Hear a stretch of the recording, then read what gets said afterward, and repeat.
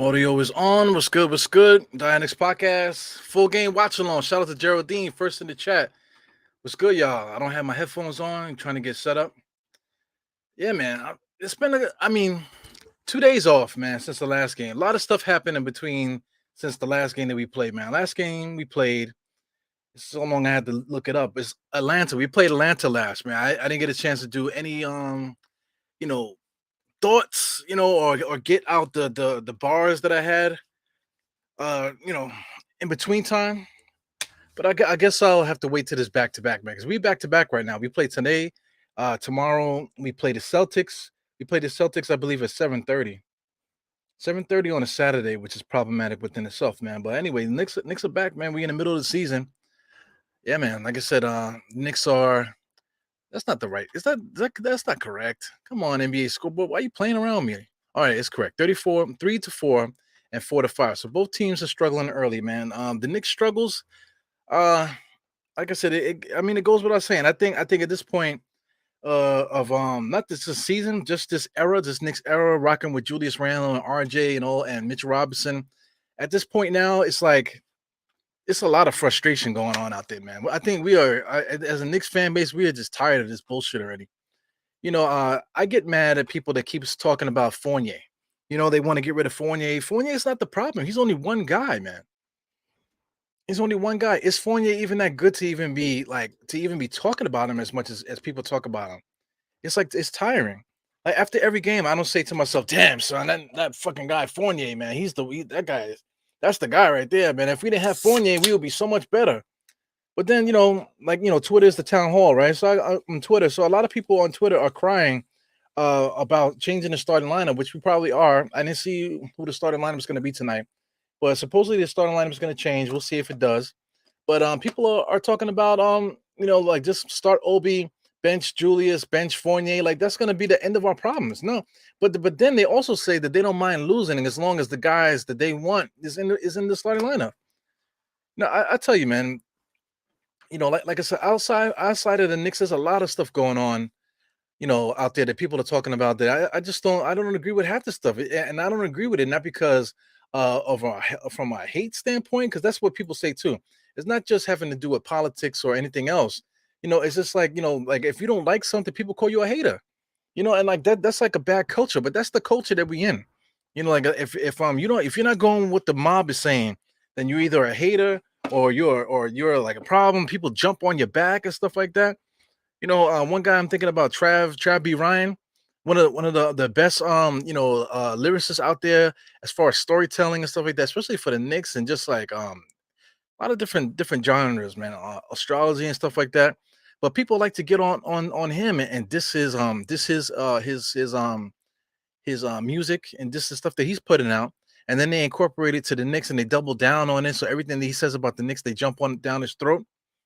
It's like I just don't get it. But it's okay to do that though. It's okay. It's culturally okay, just as long as the mob says it's okay. So it's like, I thought there was like a no bullying campaign, right?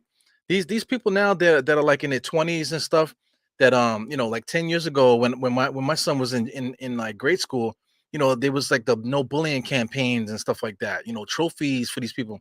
So now fast forward 10 years later, my son is an adult now. He's like about 19 or so. So like we got these kids that grew up in the trophy era and like the no bullying era and don't call me mister, call me, by my first name and stuff like that. There's no respect out there. So I mean, there's a lot of things going on in this that's crazy, man. So people like to manipulate people, to get them into believing what they believe. Like I said, I'm just talking about the Knicks at the moment, though. I'm just talking about the Knicks. So it just becomes draining. It just becomes draining. So whenever I feel down, whenever I feel like this is beginning to be too much for me with this content stuff. It's just too much stuff going in my ears, too much stuff going in my eyes. That's corrupting my thought process and my spirit. I just remember that the way that I do things is a lot different than the way other people are doing it. I like to tell people that to come to the hot dog stand and all that stuff too. I like to do a lot of crazy stuff. I like to joke around, like to have a good time and stuff. But at the same time, the whole root of this thing is just to get away from all the bullshit and talk about something that don't mean nothing, and that's to do with the Knicks. So I mean, the change in the starting lineup is that they stuck Quentin Grimes there, so it's on now. Quentin Grimes, Tom Thibodeau believes in Quentin Grimes, and Quentin Grimes was hurt to start the season. So this is a big statement from Tom Thibodeau. If they're going to start Quentin Grimes, that means that Tom Thibodeau had intentions of starting him from the get go. They wanted him to start from the get go. So this might be it here. This might be the start of something special. This might be the start of what we've been asking for. Have Fournier come off the bench to play with the bench guys. Quentin Grimes is a better fit next to Julian Brunson, and we'll see what happens here.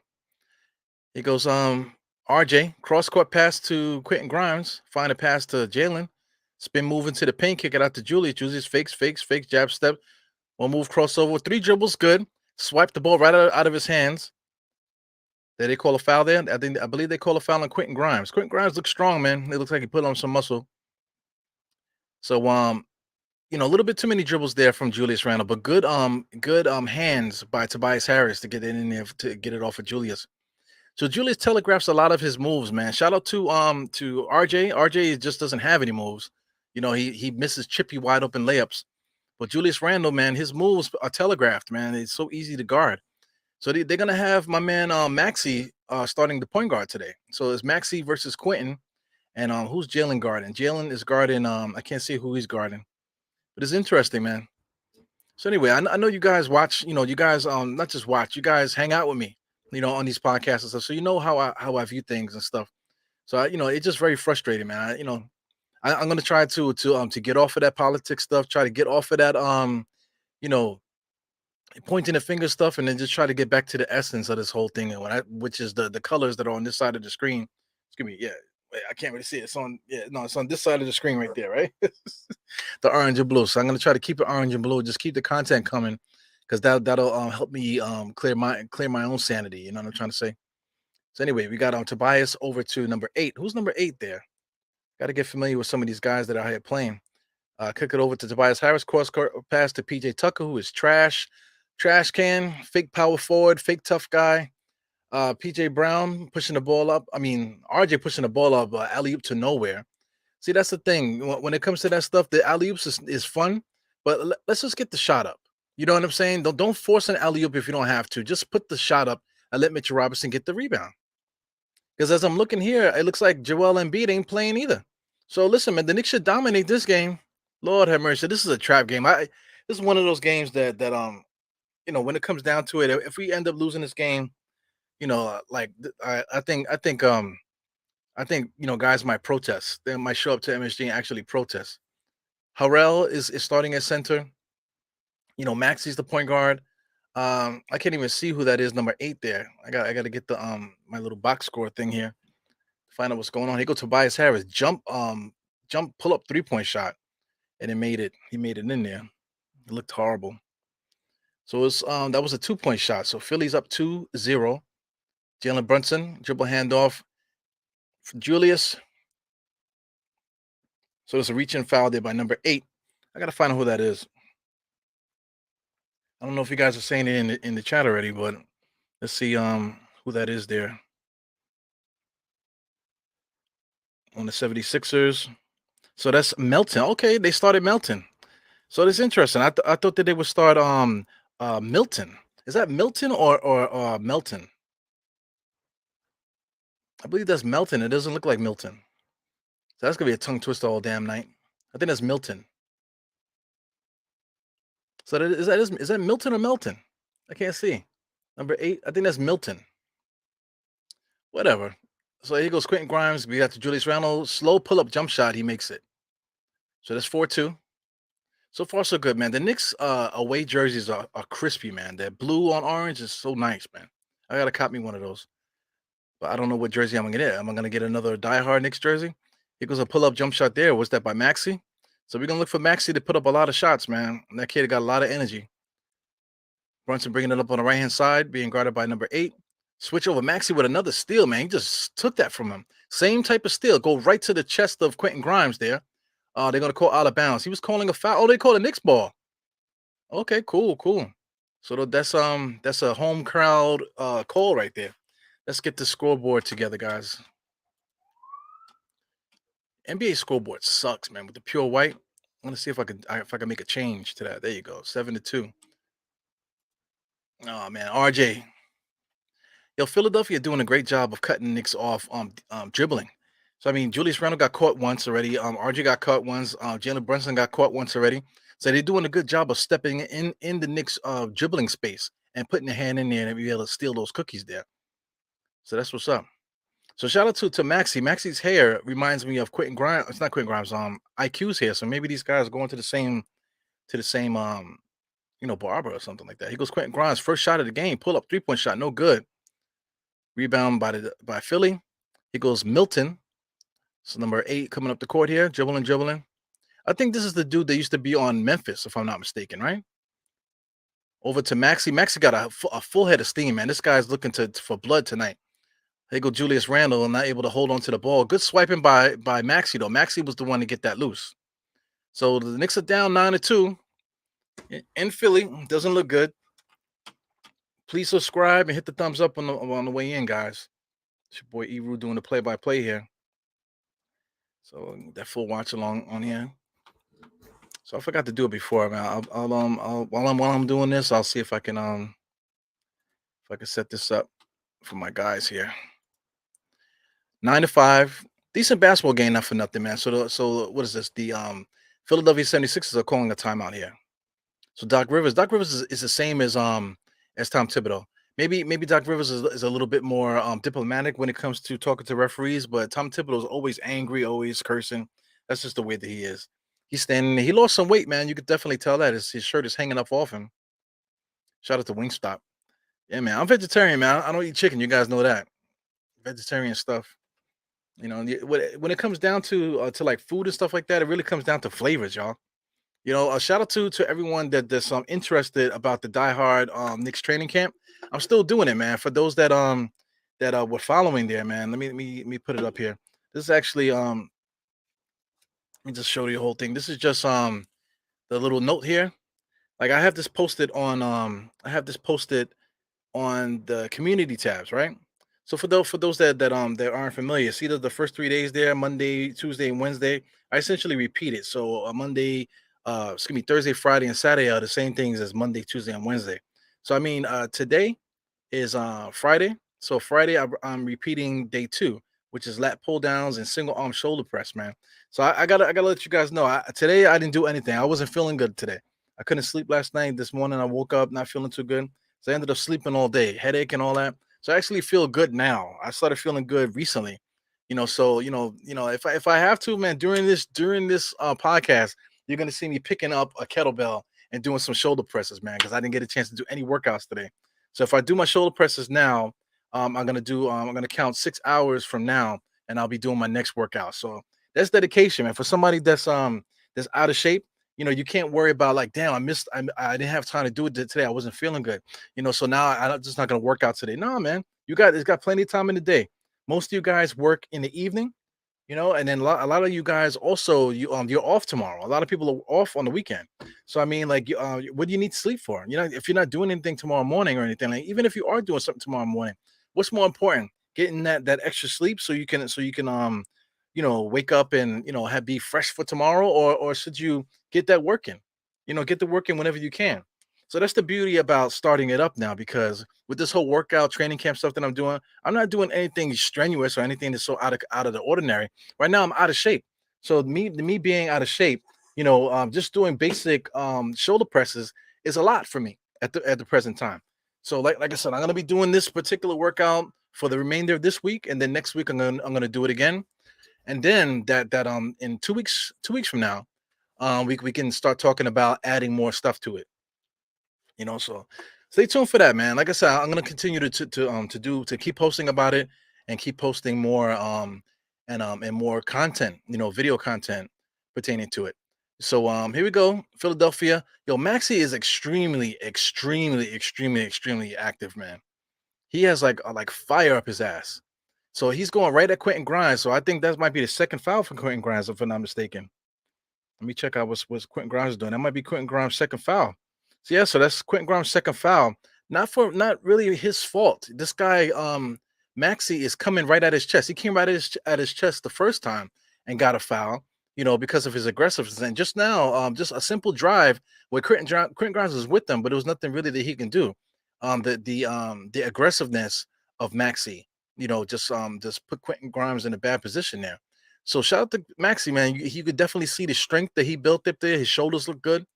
You know what I'm saying? So he's definitely put in the work to take on that scoring load. And without them having Harden, I think he'll be more than ready to show what he can do. Wow, man. PJ Tucker got all ball there, smacked it right out of Julius's hand. So, like I'm trying to say, the scouting report is out on Julius Randle. Everything that he does, the defense already knows what he's going to do. So, players like Maxi, players like PJ Brown, excuse me, PJ Tucker, they coming in there and they getting their hands right in there. And every time the Knicks can't score, the opposite happens. Look at this, another shot where RJ is just forcing an alley oop to Mitchell Robinson. So Mitchell Robinson got to jump up to grab the alley oop from God. Look at this. Look at this. Simple pump fake. Give me that, man. Come on, that's not a foul. That's not a foul. You can't complain. It might have hurt, but look at this. Forcing Mitchell Robinson to get the alley oop. The alley oop that's not there. That's what gets guys hurt. So Mitchell Robinson is possibly hurt again. He's limping right now. Look at he's limping. That's RJ's fault. RJ's trying to bail himself out by trying to force an alley oop when he should have just put the shot up. That's twice he did that in this game already. Here goes Julius Randle going at PJ Tucker, able to make the shot there. Good defense by PJ Tucker. So like I'm trying to say, the scouting report for the last 3 years now is up. Julius Randle has not added to his bag at all. You know what I'm saying? Too many dribbles. A guy like PJ Tucker, that all he does is play defense. All he does is study guys tape and how to stop guys. So a guy like that is going to be ready for Julius Randle. It's going to make him work. So I mean, Julius Randle's going to have to do his best trying to stay in composure, because this is one of those games where a bum like PJ Tucker could get into Julius Randle's head. So for those that say, "Oh man, if PJ Tucker was on your team, you would love him," right? It depends. But PJ Tucker, if he's just starting point power forward, that's a bad decision, because PJ Tucker's not getting no rebounds for you. He's not scoring for you. All he's doing is shooting threes and playing defense. I mean, as a starting power forward in the NBA, you need a little bit more than that. If you're like a crazy offensive team where you got Maxi and you got Harden and Embiid on the team, then you can get away with having PJ Tucker starting. But if you don't have that offensive talent, here goes Tobias Harris. Never saw a shot he didn't like, man. Just freaking threw that up. Here goes RJ. RJ going nowhere. In and out. What's the next offense? Here goes Julius there. Fake a three. Too many dribbles. He needs to give the ball up. Too many dribbles. When is he going to pull up? He's forcing action for no reason. Look, too much movement there. And they call 3 seconds, right? Either 3 seconds or traveling. So Julius Randle right now, is too much dribbles. Too much dribbles. At this point now, you got to take Julius out the game. At this point, you got to take Julius out the game, because the Knicks are down 13-7. It's not because the Knicks are playing, not because of what Philly is doing. Because what is Julius doing right there? He's traveling. He's just spinning around. What is he doing? Where is your bag? For somebody like me, if I was in the same position, I'm not going to be constantly looking for, an up and under where I'm trying to jump up and then just throw a shot, hoping I get fouled, or just all I got outside of that is a turnaround jump shot. As big as he is, what happened to spinning the opposite way and throwing a right hand hook shot? But I'm not in the NBA, so I don't know what the fuck I'm talking about. It goes one of the Milton guys, Milton. His IQ came back in the game, and Julius needs to get out of here. I think Julius is the one that needs to go. See, Brunson is still over there in the right hand corner. RJ. So we got Mitchell Robinson is out and Quentin Grimes is out. RJ to nowhere. Gives it to Julius Randle. He's going to pull up. No, he doesn't. Gives it back to RJ. He's going to brick that. So, I mean, this is where we are right now. You want to know why the Knicks are bad? It's not all on Julius Randle. Look at RJ. RJ sucks too. But you don't need to guard RJ, because RJ can't score. Here goes Quentin Grimes. Nice and easy. Misses a chippy there. He goes RJ pushing the action. 1 against 5. Freaking moron. The shot goes in there. Like, God, please go in. He went 1 on 5. This times where there's only one guy in front of him and he pulls back out to set the offense up. But right here on the fast break, he said, you know what? Let me go 1 on 5 here. So he goes RJ. I wonder who's going to come out, because I see Rose. So I guess Jalen Brunson's going to be on his way out. He's guarding Maxi. Hartenstein up close on Harden. On not Harden, my man Harrell. Another 3-point shot there by Tobias Harris. So Tobias Harris is letting it go too. So I guess that must have been the game plan. Tobias Harris and Maxi, they're just going to get it up as much as they can. So Brunson, like a true point guard, he see that he's about to come out. So he said, you know what? Let me see if I can give me some free throws out of this thing. Let me get one more basket before Tom Thibodeau takes me out. So here comes Rose. Rose is about to make his entrance. You're gonna have to wait till you finish these free throws. But I like what Rose is doing here. This these little stretching stuff here. As an older player, you gotta have that mind body connection. All these little stretches and stuff that he does there. If you're playing basketball as an older person, that's what you have to do. Even just working out, basic working out, like whatever you have to do, your little movements and stuff like that, just to let your body know that something's about to happen. Whatever you're doing. Same thing like with karate. People in karate, they tend to do stuff like this.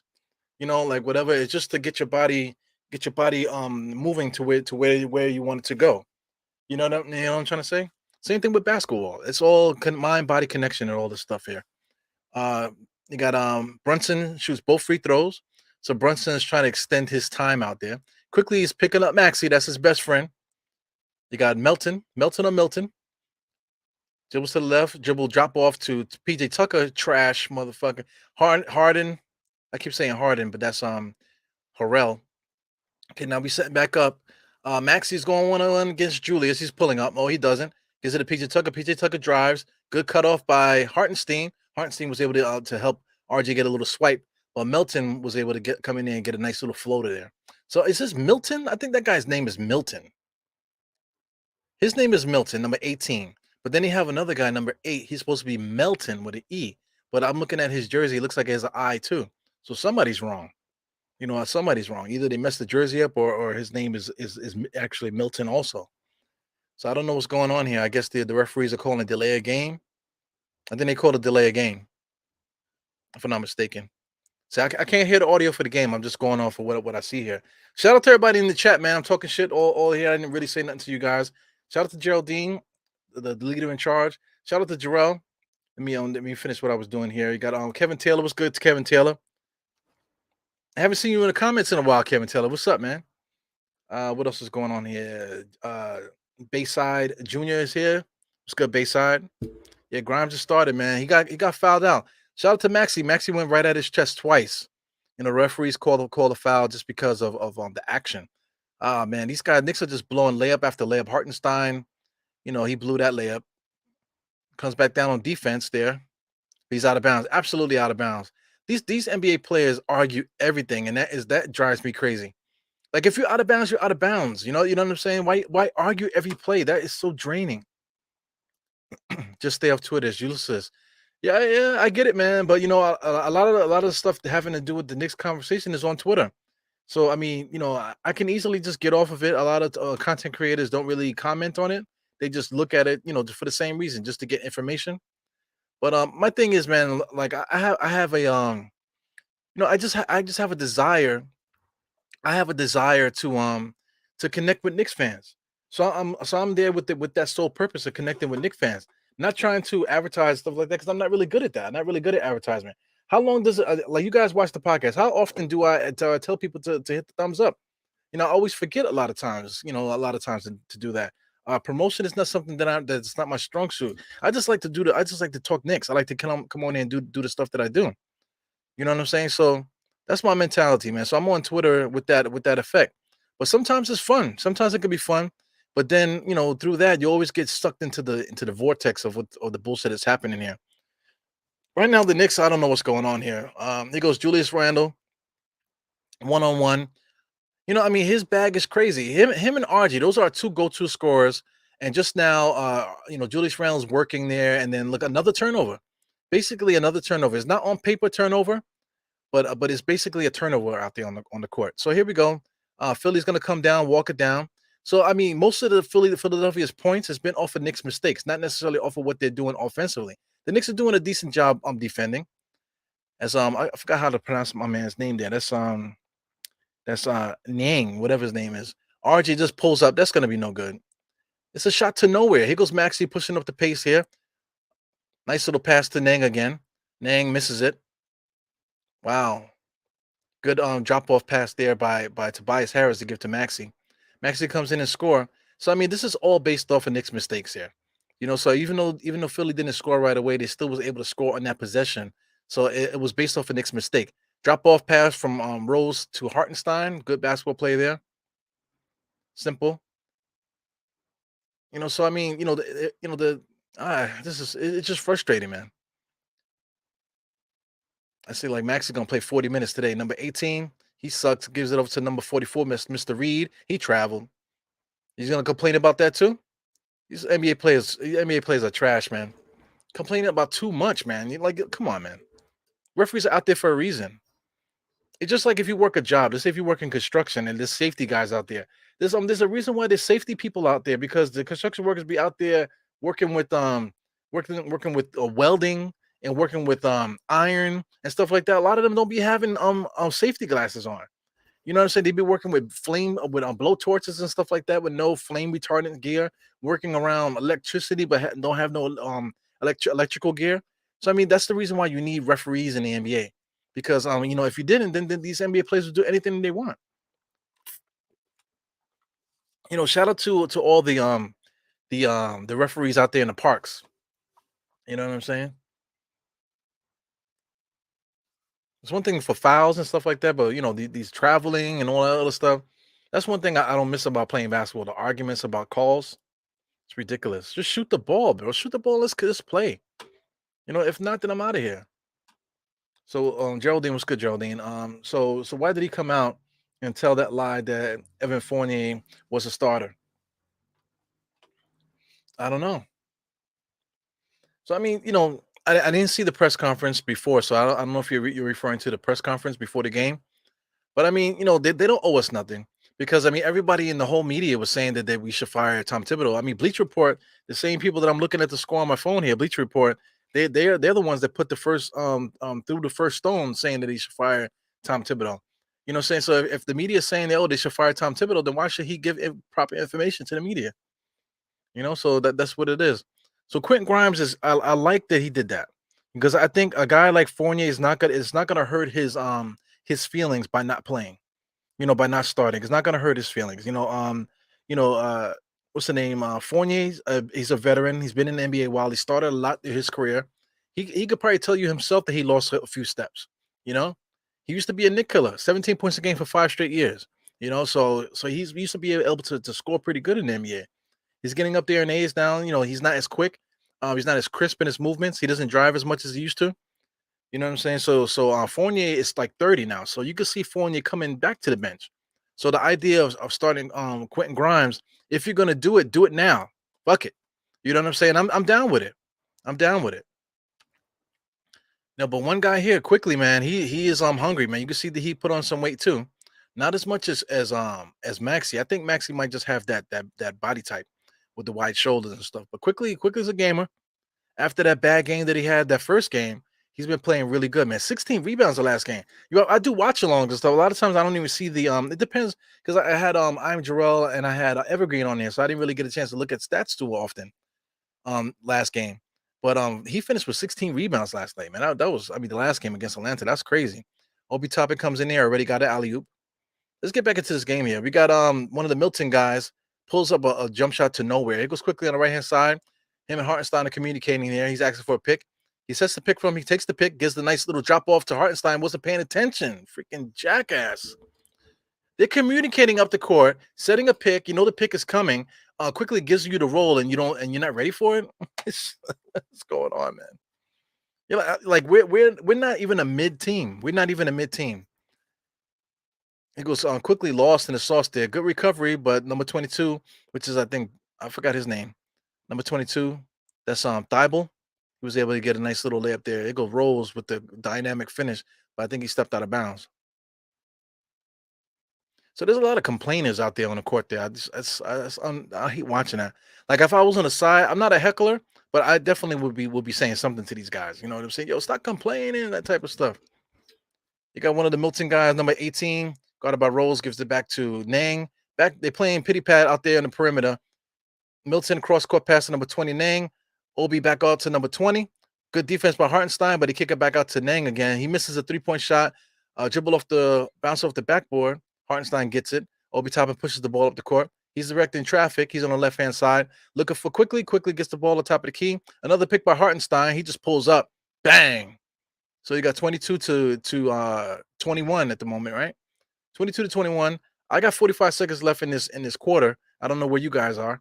So I think we're pretty competitive here with the game clock here on NBA.com with the 18 to 22 on the right hand side. It goes quickly pushing up. They're gonna try to get 2 for 1 here. 34 seconds left on the shot clock, on the game clock, 15 on the shot clock. Hartenstein looking for somebody. Nobody's moving. That's the problem with the second unit. If you don't have certain guys out there, Fournier step back 3-point shot, no good. Hartenstein with the hands gives it to Rose. Let's wait. Let's wait. Set up the offense. So what are they calling here? They're trying to adjust the clock there. So they need to adjust the shot clock. Something happened with the shot clock and game clock, so they're probably going to adjust something. So I don't know. I'm looking at it right now. See what if they're going to add any time to that clock. Maybe to the shot clock. Okay, so they're going to keep the shot clock. They said it didn't hit nothing, so it's 12 seconds on the shot clock. So here we go. Knicks inbound in here. So it's about even 3 seconds in difference. So 12 seconds. I would like to get a quick shot up here. So I think the Knicks are just going to go for a quality shot. Rose doesn't take the pick. Nice double pump on the inside. They call it an offensive foul. I don't know if that's an offensive foul. I don't know if that's an offensive foul. I'm watching him drive there. Okay, Nang was there. He was moving a little bit, and it looked like he might have had his foot in the paint there too, in the restricted area. I'm not really sure. But I'm not going to argue with the refs. Just keep it going. Knicks weren't able to capitalize on the opportunity to score to get 2 for 1. So now here goes Maxey coming on here. He got space. And who's that? Number 22, Thibault was able to get a nice clean shot in the last seconds of the first quarter. So 22-21 is right where we should be because Philly don't have no scorers, and the Knicks are beating themselves. So the score is 21-22. This score should easily be 27-22 Knicks. But it is what it is. Julius Randle and RJ are complete dog shit garbage bags. And those are our two go-to guys starters. Nothing we could do about it. For those that want Obi Toppin to play, if Obi Toppin was playing, can Obi Toppin create his own shot the way that Julius does? He can't. So if he's starting, so what do we do? Do we hope that he could do stuff? Do we hope that he could bang on the inside, get rebounds and that type of thing? At least we know Julius can do it. How idiotic he is with decision makers is a whole different story. Obi Toppin is a spot up shooter. He doesn't post up. He can't do much else. He can't create his own shot really. So we're gonna be just throwing alley-oops to him all day long. Hoping to get him shots and him pointing at guys every time he misses it. So I mean, it is what it is. So I mean, like the answers that everyone wants for our Knicks, the answers is right on the roster. Julius Randle, I don't want to get too much, to be bashing him because I mean, when he does play well, he could be 20, 10, and 3, 23 and 3, 20 and 10 and 5 when he's at his best. He makes bad decisions. You don't want him making those decisions. So that's the reason why we got Jalen Brunson.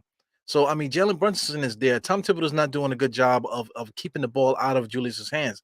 When they call a timeout, he's got to remind everybody, Julius, 3 dribbles, keep it moving, look to make the pass. And a guy like RJ, I really don't know what to say about him. There's nothing that he's doing positively to help the offense. So I mean, the answers on the roster. The answer is on the court are how we can get better. I don't mind keeping Julius to have him as that power forward. That power forward to help us to be that fourth option, like everyone keeps saying. Yes, he is a fourth option. So I wouldn't mind keeping Julius Randle because if you want to talk about enforcer, bring his role down scoring into the fourth option. Now he could be like a PJ Tucker guy that's throwing elbows and being an asshole and fighting and stuff like that. Then he can just do him because we're not gonna be relying on him to get 20 points a night. So I mean, where do we find 2 go-to scorers on the Knicks now? So it's gonna come down to who we're willing to trade. Who we're willing to trade.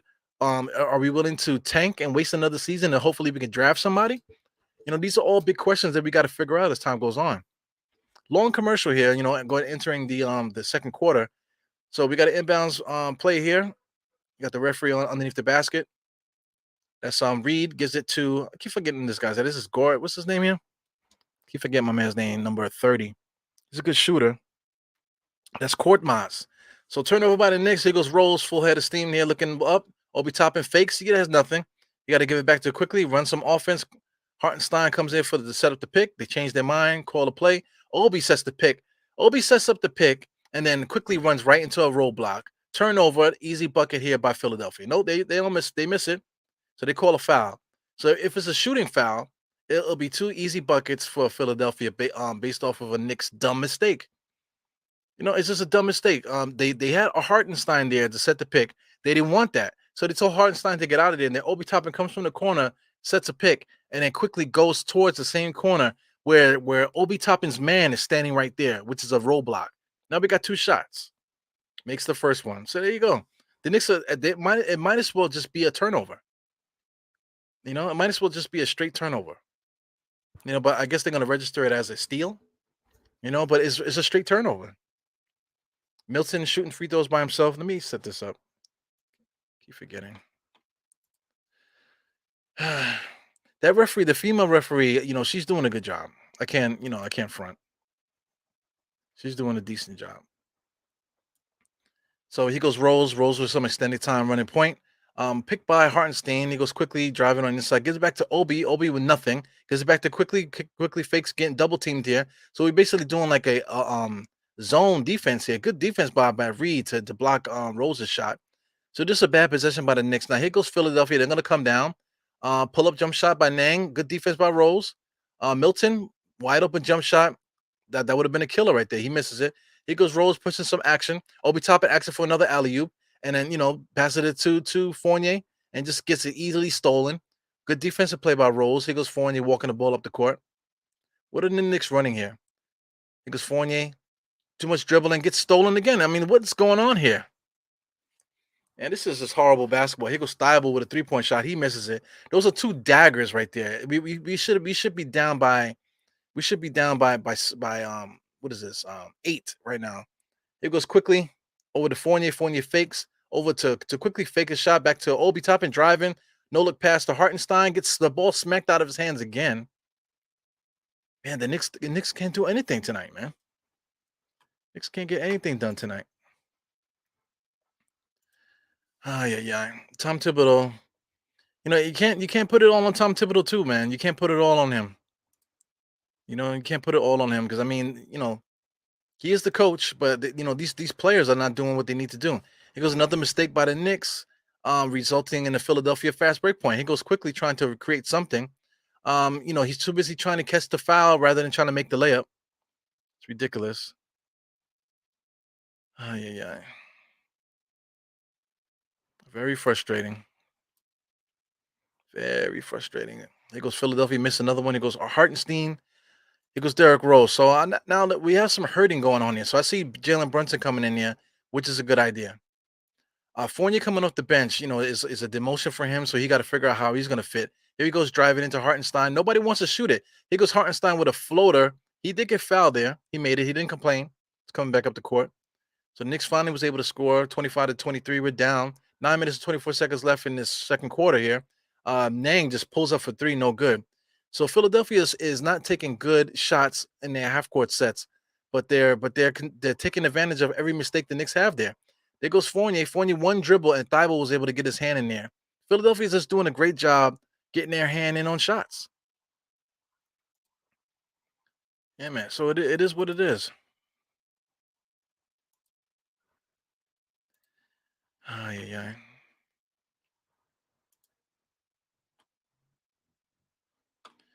It's frustrating, man. I know Knicks fans are frustrated.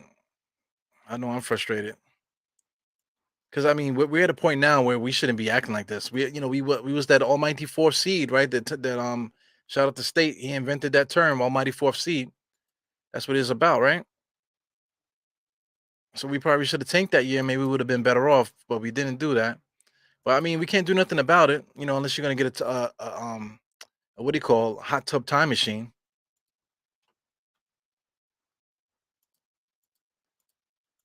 Yeah. Trying to set something up here.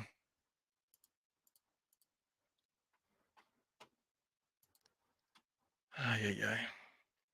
Since the game is just trash, man. It's just a ongoing like repeat. It's like Groundhog Day. Obi Toppin, all he wants to do is alley oops. The Philadelphia, they know what the Knicks are gonna do. The good play there by Nang to stop Obi Toppin. But Obi Toppin's, oh man, I got fouled. He turned around looking at the referee to give him the foul. But it's all Obi Toppin could do. And it's so easy to stop. Just like Nang did. You know? It's so easy to stop. Obi Toppin's gonna shoot some free throws here. He makes the first one. So I don't, that's what I'm trying to say. I don't know what people are looking at. I really don't know what people are looking at. It's frustrating. Here comes the Philadelphia starters. So now their offensive players are coming in. So Cam Reddish, this is Cam Reddish's first look here. So it's just weird stuff. Why is Tom Thibodeau? He's doing the best that he can, trying to figure out what we can do because none of our guys are that good for you to say, oh, you need to play this guy, you need to play that guy. But I mean, it's not like Cam Reddish is kicking ass. Cam Reddish is still getting decent minutes. He's not doing doing the most in his minutes. Mitchell Robinson. Wow, they call it travel on Maxi. So I'll be mad too. I will be mad too. Shout out to Diehard Knicks merch, man. DiehardKnicks.com if anybody's interested in merch. Shout out to Andy for those that follow me on Twitter. Shout out to Andy. Andy from Poland. International Andy from MBK. He's from Poland, guys. You know what I'm saying? So he's probably sleeping at the moment. But my man, he put some. He went and got a Die Hard Knicks T-shirt. And for those that don't know, in Poland, they have so many taxes and stuff like that. On merchandise coming from out of state, and it's quote unquote a third world country, right? So I mean, to buy like a regular T-shirt is $20. Here is for us it's $20. For them, it's way more than that. So I mean, he ordered a shirt, had it delivered to somewhere in New York, Brooklyn, and his parents happened to be in New York on a vacation, and they were able to pick up the T-shirt, and then they had to come back to from New York to Poland to drive it to him. So he went through a lot to get that Dire Knicks T-shirt, man. So I don't know, I mean, listen, man. That's dedication. That's dedication. I got family members and people that say, "Oh, hey, man, you're still doing that podcast?" You know what I'm saying? Oh, show me the link. Send me the link. I've been doing it for 4 years now. Send me the link. Send me the link. You know, all I wear is Die Hard Knicks stuff. Say, "Oh, yo, give me the website. Send me the link to that. Where can I get one of those?" I've been doing this for 4 years, bro. You know. For those that are on you watching on YouTube right now, you can see the link to diehardknicks.com for merch. You can see it on the right hand side. It should be on the right hand on the top of the screen. You know what I'm saying? There's also a store on the YouTube page. If you look at the columns, there's a store. It says store. Just click store, and then you'll see whatever you want to would like to take a look at. You know. So if you want to support, all you got to do is take a look. You know. And like I said, just like this podcast, it's not paying any bills. You know what I'm saying? Doing it for the love, really. You're getting compensated for love a little bit, but it's not getting compensated that much. And also the merch too. It's not like I'm getting paid $1 million for every T-shirt that's being sold. So that's not the whole point. Support is support. There goes one of the Milton guys, number 8.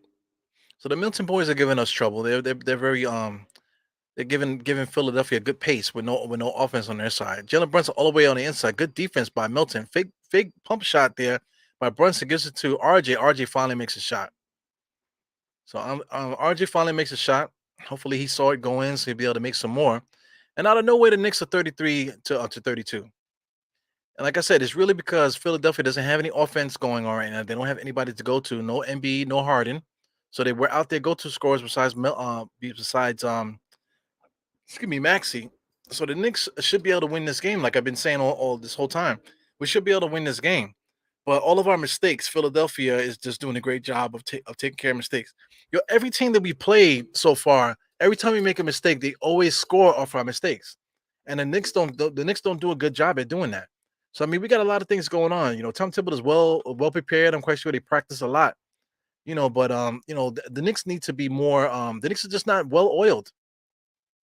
Here goes another 3-point shot by the Milton brother, number 8.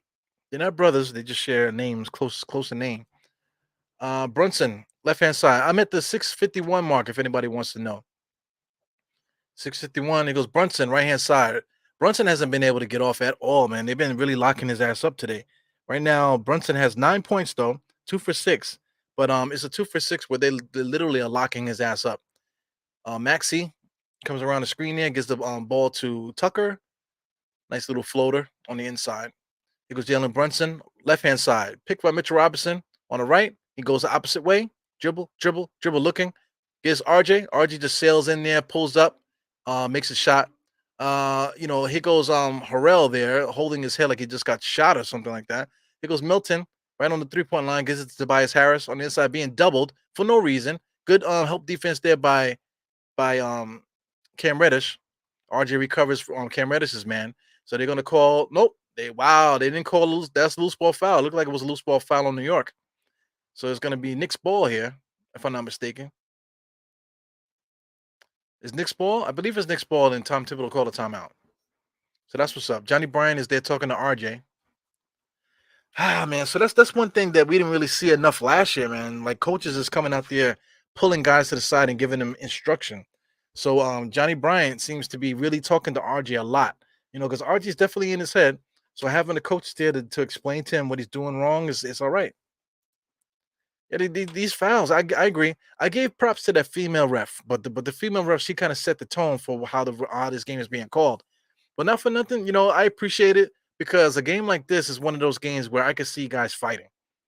So as long as the referee is calling on weak fouls and stuff like that, it's keeping guys satisfied. So at least they see the referee calling fouls. But if the ref wasn't calling these fouls, this is one of those games where I can see that it can get tense with the extracurricular activities. Shout out to Walter Torres Jr. What's up, Walter? Walter hangs out in the comments a lot. Grimes is not the savior. Fournier bring more to the stalling. No, I get it, man. But I guess the future is now. We want Quentin Grimes to get his shot. So I mean, Quentin Grimes started. He played 5 minutes. We haven't seen him yet. So I mean, this is tough. We're talking about one, two, three, four, five, six guys off the bench right now with five starters. So we're playing 11 guys. 11 guys is too much. You got to bring it down to 10. So you got to break somebody's heart. Quentin Grimes, you want him to be a part of the situation. You made a statement for making him a starter. So now you got to keep him there now. You bench Fournier, so now you got to keep Grimes as a starter. So now what do you do now with the rest of these guys? Who is not going to play? Rose has got to play. Obi Toppin, like I want Obi Toppin to be the starting small forward at this point with RJ playing like the way that he's playing. Cam Reddish, somebody's gonna have to be an odd man out at this point. Cam Reddish was the last bench player to come in. He's only played 3 minutes. He was the last bench guy to come in. So I mean, the answer, I don't know where the answer is. The answer is the Knicks probably needed a trade, and that trade was the Donovan Mitchell trade. That's over and done with. But aside from making like a big splash like that, is it possible that the Knicks could combine some of these guys to get an extra starter here? Because we need another starter. We need another starter. I wish, I don't want to keep bringing up my man, but I mean, for Kyrie's an ass. Westbrook is over there in the Lakers. A lot of Knicks fans seem to still want Westbrook. Shout out to Mike Doc. He always talking about that he wants Westbrook here, but we don't need a point guard. We need somebody that can we need somebody that can shoot. We need somebody with energy and stuff like that can score, that can do things. Then Westbrook is that guy. But having Westbrook and Brunson in the backcourt together, is that a good idea? You know, that's going to take away from what we were trying to do. He goes to Tobias Harris, just takes care of RJ like he's not nothing. Well, here he goes. Everything is falling. Everything is falling. Make one move, everything falls. I got Cheetos in the background. Mitch Robinson, dribble handoff to RJ, back up to Brunson, picked by Julius. Looking, fake, nothing there. Julius Randle fakes a jump shot. He probably should have let it go. He goes, Cam Reddish first shot of the game. That's good. So Cam Reddish, when he gets his feet set, usually he makes those shots. Gets his feet set off of 2 steps there, and gets his feet set. Usually makes those. Maxey with the perfect offensive thing there. He drove, put the brakes on, and made Cam Reddish walk right into him. Great, just a great offensive player, Maxey. I gotta say, Maxey's probably one of my favorite players to watch. I gotta say that he's definitely one of my favorite players to watch. There, I'm glad he's on Philly. Because he's a guy that matches Philly's attitude, Philly's style of play. I've seen him on social media talking and doing this thing. He definitely has that arrogance, a little bit like Philly, little bit of Philly toughness there. Like I said, big shoulders. He got a little ass head there with big wide shoulders. He looks freaky. So Cam Reddish is he coming out? He's walking towards the bench, so he's being substituted.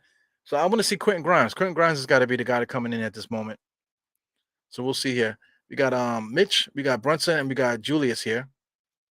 Julius to Brunson. Brunson pushing the ball up the court. Guarded by Maxey. Nice in and out dribble there. Drives all the way, gets it to Cam Reddish. So Cam is still in the game. He's just stuck in the corner. Nice little move there. But Cam Reddish, Cam Reddish makes good moves, but he always gets himself in trouble when he loses the ball at the wrong moment. So good defense there by PJ Tucker. I'll give it to him.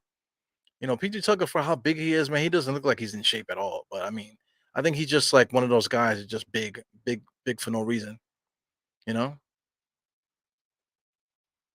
he's big up top in his chest and his shoulders. But I'm slim in the waist. Not really good at anything, but playing defense and shooting at three every once in a while. Yeah, man. So Quentin Grimes might not play again, so they probably just wanted to see him out there. I see Quentin Grimes with big ice on his knees there. I thought it was his ankle, but his knees are completely iced up. It goes Maxi. Maxi, I mean, he is good, man. Nice little take play on the inside. Great. He goes Brunson. Brunson dribbling to the left there, looking around, looking around. Mitchell Robinson setting the pick on the wrong side. He doesn't take it, of course, because he's on the wrong side. Gives it to RJ wide open. Tobias Harris gave him that shot. Did you see that? He gave him that shot. Right hand side, Maxi pushing the pace there, being guarded by Cam Reddish. Back out to Cam Reddish. Good pick by PJ Tucker. Switch by Julius Randle. Bad defense there. Mitchell Robinson gets the defensive rebound. Wow. He goes Brunson. He goes, he had Cam Reddish on the right hand side, but did find Julius on the left. Very good there. Good defense. Good point guard play here by Brunson. He goes Tobias Harris walking up the court there. Who's better, Tobias or RJ? Wow, Maxi pulls up from way out there. He misses it. Here goes RJ pushing the ball up the court, if you want to call it that. He just going right at Tucker, able to get that left hand layup. RJ's trash, guys. Here goes Maxi, right hand side being guarded by Cam Reddish. Milton to Harrell, back to Maxi. Gets it to Tobias Harris. Tobias Harris, nice and easy. 3-point stance, just drives on RJ like he's not there. Mitchell Robinson has to help. PJ Tucker on the right hand side, no good. Good walk down by Cam Reddish. Who are they gonna call it? Out on the Knicks. All right, it should be out on the Knicks Philly ball. Shout out to everybody here. What's good, man? Bayside. Yeah, this team can't shoot. Like I'm trying to say, we definitely need something. Something needs to happen. Fournier, he makes $17 million a year. But we still need his shooting. We can get, like, everyone is correct. If Quentin Grimes is healthy, then there's no reason to play Fournier. So if that's the truth, right, and it is, then we need to find another home for Fournier. But we need to still get that. We still need to get a shooter. Shout out to Detroit. Detroit went out there and got one of the Bogdan, whatever. Got one of those guys. He's over there averaging 20 points a game, in Detroit. Now, getting him, that would have been a good idea. Instead of Detroit getting him, if the Knicks would have got Bogdanovich, whatever his name is, this over there in Detroit, if we would have picked him up from Utah, that would have been a godsend right there. Because you want to talk about RJ playing like shit, make RJ come off the bench and start Bogdan. Bogdanovich, whatever his name is, in Detroit. How different would the Knicks be with Julius and Bogdan with Mitch, instead of RJ, with Jalen Brunson. Now that Quentin Grimes is healthy, start Quentin Grimes, and then we're a little bit better. But I'm talking too much there. There is a trade to be had. We have too many players out there, right? Like I said, right now we're playing 11 guys. We can't play 11 guys. We have to keep it 10. It would be nice to get it down to 9. Shout out to all these damn notifications I got here. But everybody always wants to send me notifications when they know I'm live here. Just taking a look at what's going on here. Yeah, 46-46. Look, spoiler alert, the Knicks about to score here. My timestamp is 3:16 for anybody who wants to know. Julius Randle again. The scouting report is up. Milton just slaps the ball out of his hand like it's nothing. Here goes Harrell there. Good defense by Hartenstein, but came across his chest and was able to hit him. Harrell is a power forward. This guy Harrell, he hasn't been playing in Philly. He's only playing now because Embiid is hurt. That's the only reason why that Harrell is playing, because Harrell has not been playing. So just judging by the way that he plays there, I wish that we had Harrell. Like, if we had Harrell instead of Julius, how about that? If we had Harrell instead of Julius, Harrell is not making any money, but they have Harrell playing center. Make him out there play power forward like Julius. Take advantage of his post play on the inside. You know, I think Julius Randle still complaining about the foul. That's the big problem with Julius Randle. So anyway, shout out to Myth. I see you there. Quickly versus Maxi. Shout out to Myth. Was good. It's funny how you are reporting the game about a minute late. I guess you're lagging. Yeah, man, it is funny, man. But listen, I keep telling you guys, this is streaming. So I'm using the MSG Go app for anybody that cares. I'm using the MSG Go app. So I mean, I'll share it real quick. Just to show you. This is the actual game here. I can't really show it, but so long. That's my game stamp there. So I'm at 257. Julius Randle top of the key. Bang. So listen, if you guys want to follow along with me, just adjust your footage. If you can. If you guys are watching, if you guys are paying the 175 a month for cable, shout out to you guys. You guys get to watch the game, when it's supposed to be played, live there. Here go Milton there was asking for Thibault to drive, but it messed up. So then now I see Harrell arguing with Milton about something. But the Knicks suck, man. Here goes Julius Randle, 3-point shot, makes it 49-48. On the Bleacher Report, I see 234. Let me get the game score here on the Google clock. On the Google clock, we're at 234 as well. So I'm about a minute off. Can't really do nothing about it. I can't do nothing about it, man. Listen, my man Myth. If you want me to be on time, man, you want to pay my cable bill. Let's get some likes and thumbs up going on here. You know what I'm saying? Maybe if I can get the likes and thumbs up going, that more people will pop in here and see the channel. The channel will grow, more revenue, and I'll be able to afford to get the game on schedule.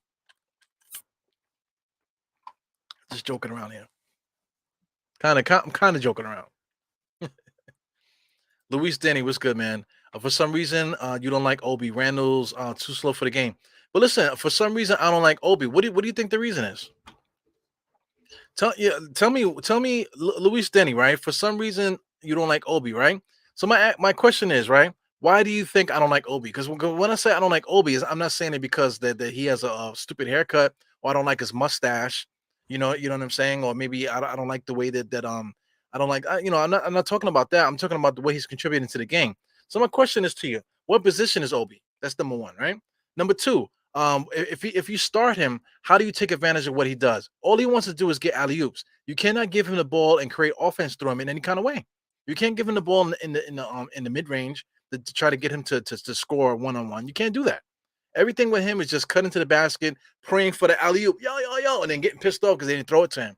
A couple times they threw alley oops to him, and he got picked off by what's my man's name? Nang. He got picked off by Nang, because you have to just throw the alley oop to him in hopes that he catches it. It's not a good play. It's not a good high percentage play, especially when teams know that that's what he's looking for. It's easy to stop. You know what I'm saying? So my thing is, well, Obi Toppin, if you like Obi Toppin so much, how can Obi Toppin help the Knicks as a starting power forward in the NBA? If Obi Toppin started, is he going to give you 10 rebounds a game? Is he going to impact the paint? Is he going to help defensively? Answer these questions for me. I know Julius Randle sucks. He's an idiot. This, that, and the other. I'm in total agreement.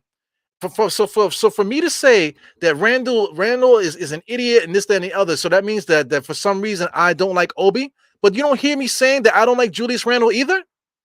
You see what I'm saying? You don't see that I'm saying that I don't like Julius Randle either. So Louis Denny, sorry for the tone, but I'm just speaking in general for people that always say things like this. You know what I'm saying? Like you just hear what you want to hear. Obi Toppin sucks. RJ Barrett sucks. You know what I'm saying? I like what I see from Jalen Brunson. Mitchell Robertson sucks. Quentin Grimes sucks. Okay, he hasn't done anything yet. Hartenstein sucks. Quickly sucks. Fournier sucks. Cam Reddish sucks. Derrick Rose sucks. There's nobody on the Knicks roster that's been playing good enough to say I like this person more than the next person. The whole damn roster sucks. Okay, the whole damn roster sucks. You know what I'm saying? So just because certain people like Obi Toppin and certain people like RJ and want these guys to get the ball, get Fournier off my team, get Randall off the team, name one player on the team that's doing well enough that we could run the offense through the Knicks and we would be doing better right now. Name somebody. Name somebody. You want to give guys trophies for sucking. You know? The only place that I know of right now that you can get a trophy for sucking is on OnlyFans.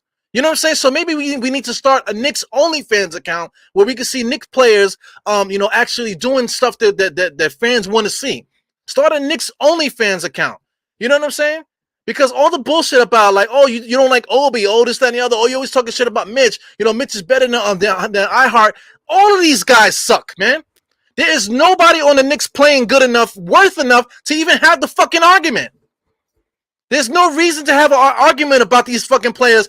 Everybody is trash. Everybody is trash. At the moment, let's get off the game. The Knicks are winning 56-48. RJ Barrett, 13 points, 5 for 8, 6 rebounds. For people that don't watch the game, they think that RJ's playing fantastic. You know what I'm saying? They think he's playing great. Jalen Brunson, 13 points, 3 rebounds, 3 assists, 4 for 8. He's playing like shit today too. The Philadelphia defense is doing a great job keeping him out of what he wants to do. You know, Brunson is good enough to make up for it, but they've been able to stop Brunson from getting off.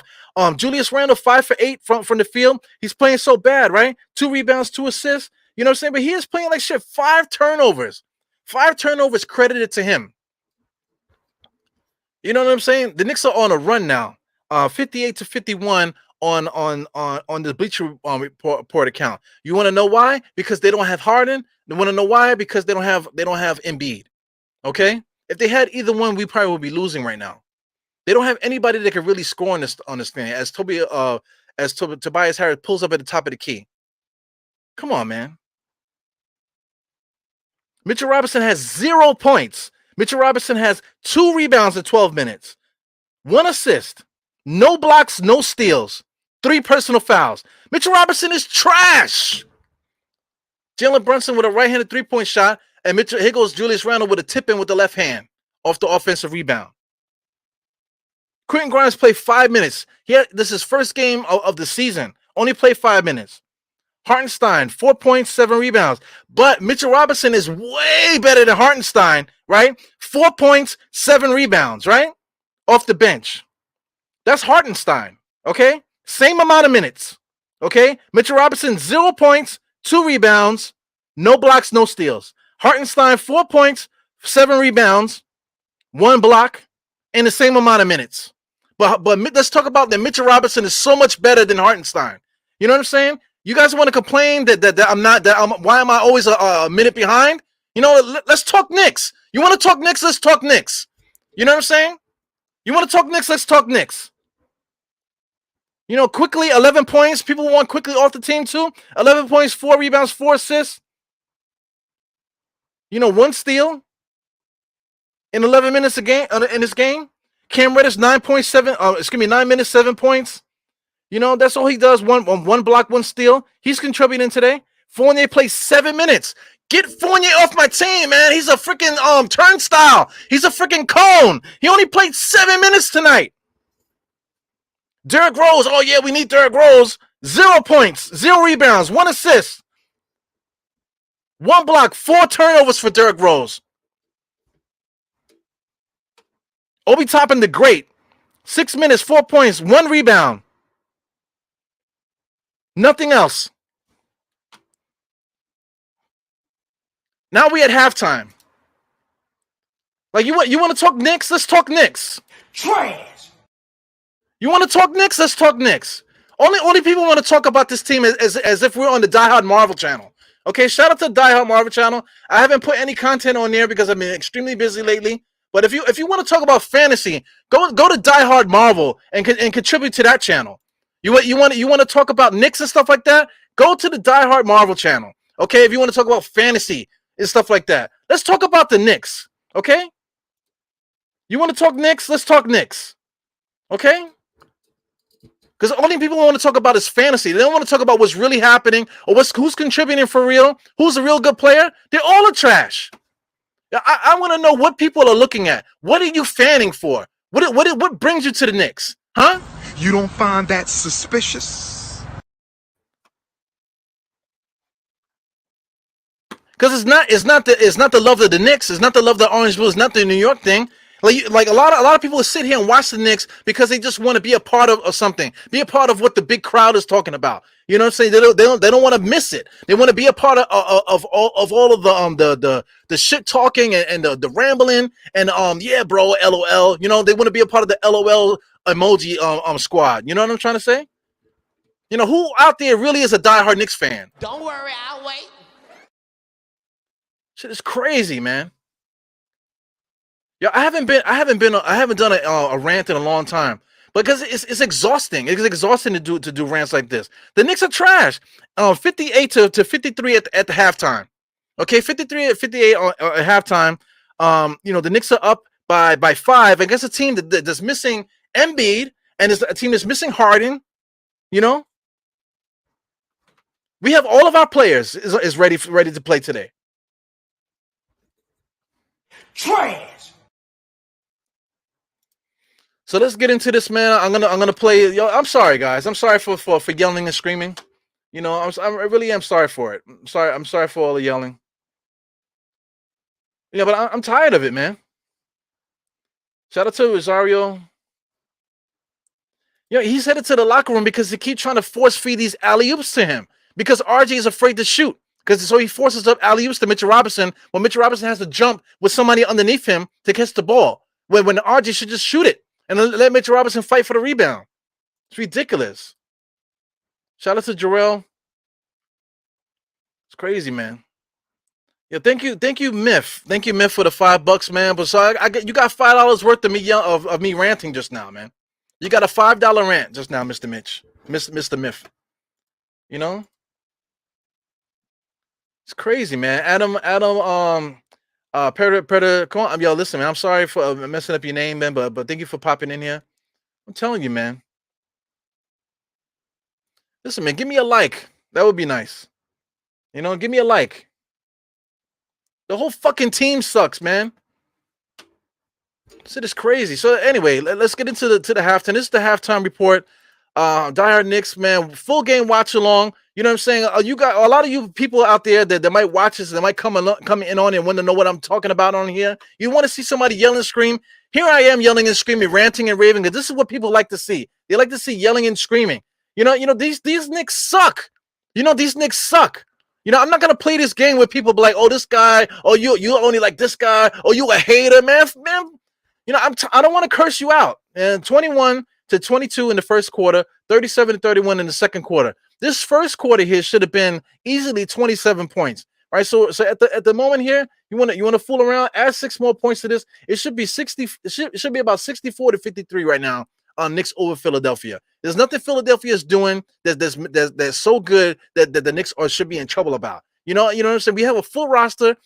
We should be able to do whatever. But listen, the scouting report is in. Julius Randle is trash. Scouting report is in. RJ Barrett is trash. The scouting report is in. Just stop Jalen Brunson in his tracks. He has to go one-on-one. He can't pass to nobody else because everybody else is trash. Everybody is trash. Let's get into the game charts. Here goes the shot chart here.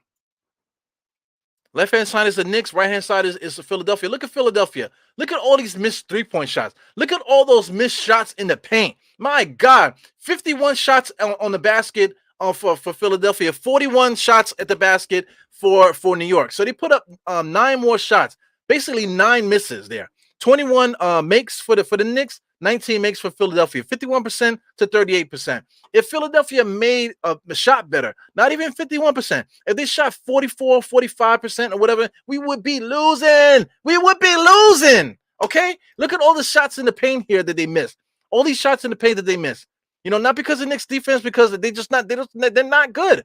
You know, look at all these shots here that they missed at the three-point shot. If they made half of these three-pointers, man, if they made half of these shots that you see missed there in the paint, right? A lot of point-blank shots, man. If they made some of these point-blank shots, we would be losing. We both would be losing. Biggest lead don't matter. Let's check out the rebound. The Knicks are up rebounding wise. Is that correct? Yes. The Knicks are on blue. Philadelphia's in red. Knicks are up 31-24. Assists 14-16. Steals. They do have 8 steals to 2. Blocks are about even 5-4. Turnovers. Knicks have 14 turnovers. That turnover mark should be more than that, because a lot of these misses, they're just as bad as turnovers. There's a lot of these chippy misses that the Knicks put up there. You know what I'm saying? There's just as bad as misses. Some of these players here could be called steals or blocks too, but they register them. They don't register them as blocks and steals. They just register them as turnovers or register them as missed shots or stuff like that. Or just a dead ball where it was just a loose ball. You know what I'm trying to say? So these turnovers are 14. We probably have more than that. Shout out to the field goals, 51%, 31% from 3. The shooting percentage is what's keeping the Knicks in the game. It's not necessarily about the Knicks defense, because I will give credit. The Knicks are playing decent defense. So the Knicks playing decent defense against a mediocre offensive team without their 2 best offensive players in the NBA. I gotta say, probably the starting shooting guard or point guard, whatever you want to say, in the All-Star game is probably going to be Harden. You know what I'm saying? The starting center for the All-Star game is probably going to be Embiid. You know what I'm trying to say? If we playing against the Olympics, Harden is definitely going to be on the Olympic team, and Embiid, when he gets his American citizenship, he'll be the starting center for the USA team. So we got 2 guys that are all world players, all NBA players, superstar in the world players. You know what I'm saying? Possible Olympians for the United States play for Philly, and they're not playing tonight. You know what I'm saying? And we're still having trouble with this team. Let's check out the points in the paint. 26-24 is about even. Second chance points, Philly. How does Philly have 13 second chance points and we're leading them in rebounds? How? Fast break points, the Knicks are up 9-7. Those fast break points probably happened at the end of the third quarter when I was going through my rant. I'm telling you, man, it's aggravating. It's aggravating to keep hearing the same dumb shit all the time. Let's check out the box score. I want to see Philadelphia's box score. Got to give it a second, because it always takes them a long time for this damn thing to register. Got to wait for it to jump, because they want to put the center. They got the center in the middle. They're going to put the center on the top. They always got to wait a few seconds to do that. I don't know why it does that. So as I'm talking, they're gonna jump the center ahead, and then they're just gonna mess up what I'm doing here. So anyway, Milton, you got Melton. That's DeAnthony Melton, the guy that used to be on Memphis. He's the starting point guard here. They basically have Maxey playing point, but he started shooting guard, whatever you want to say. 2 for 7. But he also had the 6 assists and 5 rebounds. So he actually played a really good game there. See, there he goes, jumped it. The screen jumped again. I don't know if you guys saw it. So let's get back to the Milton guy. 6 points, 3 rebounds, 1 steal, 1 block. Only 1 turnover, 2 personal fouls, 6 points. So he played a good game, man. So he's really been very steady against the Knicks tonight. Shout out to the other Milton, Shake Milton. He did a good job being like kind of like a troll out there. Doing his job, helping to keep their team steady. He's another guy that wasn't playing. Him and Harrell, Shake Milton and Harrell have not been playing at all. For Philly, but the 2 guys get hurt, and now they're in the mix of playing now. Shout out to PJ Tucker, who is a garbage bag. All he does is play defense. Missed both his 3-point shots, 1 from 3 from the field, 2 rebounds, 1 assist, 1 block. He's a garbage bag. You know what I'm saying? He's only in the NBA now. Still be at his age right now is because they don't play physical anymore. So he can, and they don't play defense like they used to. So he could just chill. You know what I'm saying? Tobias Harris is playing good. 5 for 7, 2 for 3 from the 3-point line. 5 points, 2 assists, 12 points. He's doing what he's supposed to do. He's doing what he's been doing his whole career. Harrell started at center tonight because Embiid is out. Once again, this is probably like Harrell's first game playing all these minutes. He hasn't played at all this year. 10 points, 4 rebounds, 1 assist, 1 1 assist, 1 steal. 4 for 5 from the foul line. No threes because he doesn't shoot threes. So he's playing a good game. 10 points, 4 rebounds. What else? Maxey is the man. 17 points tonight. 5 for 14, 35%. So I mean, even though he has 17 points, if he would have made some of these shots, shots here we were talking about him having over 20 points. So he's extremely aggressive. He got Quentin Grimes out the game early with his aggressiveness. So shout out to Maxey. He's definitely one of my favorite players to watch in the NBA. Georges Niang is also a good player. He missed 3 3-point shots wide open. So if he made those, we're talking about Philadelphia will be beating us right now. He's a good 3-point shooter.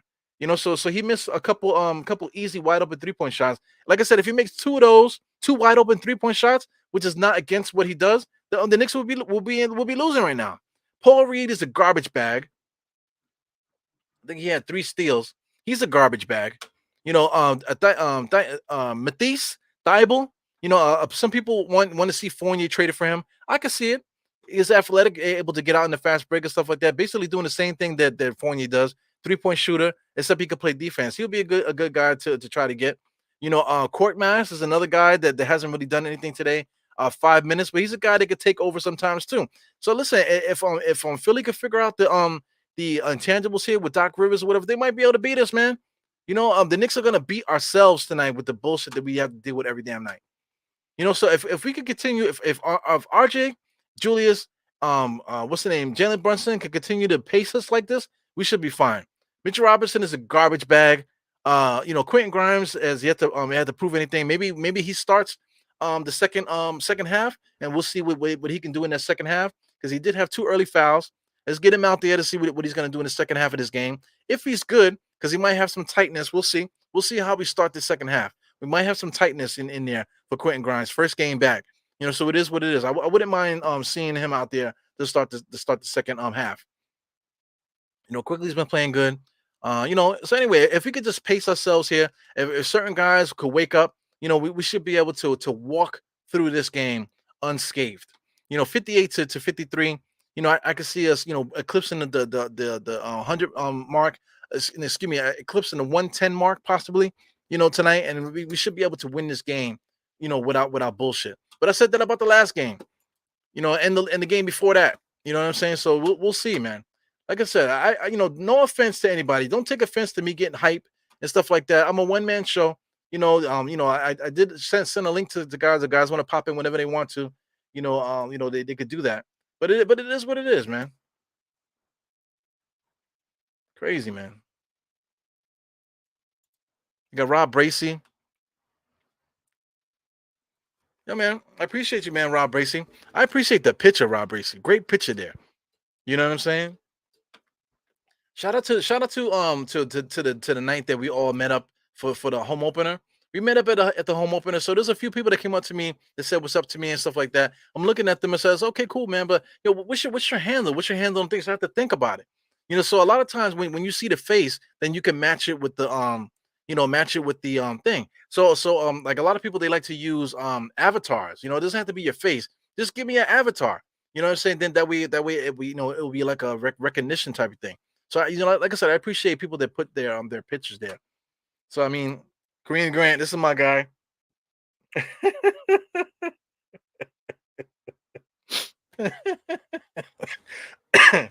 Oh my God, my man Kareem, man, it is, man. Yeah, Brunson's the only guy that I can't complain about. Even when he has a bad game, like he's made such an impact on the Knicks, man, that I can't even complain about it. I don't mind having Brunson here. One thing I want to say about Brunson, though, maybe in another three years or so, we might start to see him decline speed wise, because he reminds me a lot of Bibby. Once Bibby got older, he started to get really, really slow. So I could totally see Jalen Brunson becoming like Mike Bibby, where he starts to slow down a little bit. But in meantime, in between time, Brunson is the man right now. I mean, he's really good. Brunson is really, really good. So I like having him around. Even if he starts to slow down, having a guy like that coming off the bench would be great, because that jump shot and that confidence and that leadership is never going to go away. So that's for years down the line. 3 years is an eternity in NBA circles. So we'll see. I can't see Brunson losing the starting spot anytime soon. In the near future, man. But listen, man, we got to go through all this garbage. We playing horrible, yeah, man. We got to go through this garbage to get to where we got to go. So I think a lot of these guys that we have, they're eventually going to get to where we can see. This is the play here. They're showing the play on the screen here where RJ forces the alley-oop to Mitchell Robinson, and it hurts Mitchell Robinson. So now Mitchell Robinson is out. So Hartenstein starts the game here. Quentin Grimes is out there at the 2, which is good. So Hartenstein got to start the second half, because RJ wants to throw alley-oops to nowhere for Mitchell Robinson to jump with people underneath him and hurt himself. Hartenstein here, good defense there. So I mean, look, Hartenstein could do the job. He goes RJ on a fast break. RJ excels playing fast break basketball. That's where he is his bread and butter. I need some water, man. My mouth is dry. I don't know if you guys see me biting my lip up like this. So let's get the NBA .com scoreboard off of there. And let's go back to the you know what? Let me see something else. Let me because I like color. We need some more color on here. So I'm gonna use another app to see if I can get like some more color in this box score here. Because I can't deal with the Google scoreboard. Let's try another one. So I used to use this before, but it used to mess up so much that before that I stopped using it. So let's go back to these guys here. Let's go back to this website just to get a little bit more color up on the screen. All right. I like to use the NBA.com too, but let's mess around and use another site. So we're going to be using Yahoo. So bear with me, 60 to 56 at the moment. So we're going to be using Yahoo there. Let's bring this up a little bit. We're at the 10:11 mark on their clock. On my clock, I'm at 10:21. So for those that say I'm a minute behind, I'm only at maybe 20, maybe 30 seconds behind. Good transition defense there by the Knicks there. So the turnover by the Knicks, constant turnovers. Julius Randle got pissed off there. Yeah, so I mean, plays like that are no good. Philly knows what Julius is gonna do. So, is Julius trying to get dreads? It looked like a little twist there. Nice inbounds pass there by Philly to try to get a shot at the rim. Good play, but they missed it. Here go Brunson, nice and easy right to the basket. Nobody even attempted to stop that. They got Harrell there, no shot blockers. Good heads up play by Jalen Brunson to get a nice easy bucket. Harrell directing traffic there. Look, I don't know what they're doing. Here goes Melton, number 8, being guarded by RJ.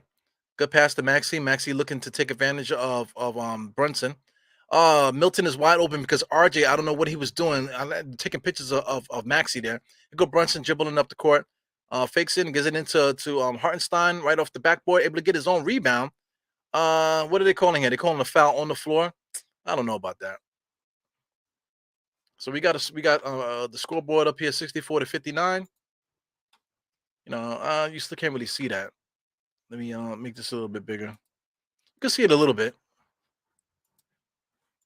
NYC B-Ball 08. What's good, man? I see the nice avatar there. Good Knicks hat. I got the same Knicks hat. Man. But that hat right there gets bent out of shape so easy. Nice interior layup there by Hartenstein, right at the rim there. So I mean, the Knicks should sail away with a win because I mean, Philly doesn't have any scorers. It's just Maxey's the guy here. Here goes Milton with a wide open pull up jump shot. I don't understand why guys sit in the paint to make them run out to come.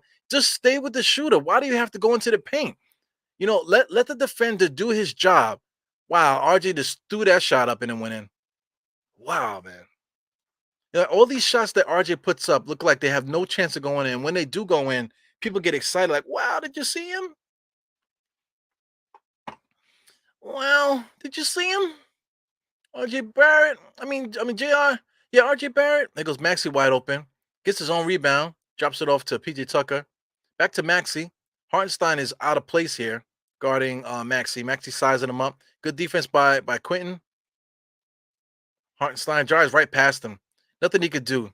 They should have switched. As soon as the ball passed, they should have switched. Hartenstein's on an island. He can't do nothing about guarding a guard there, man.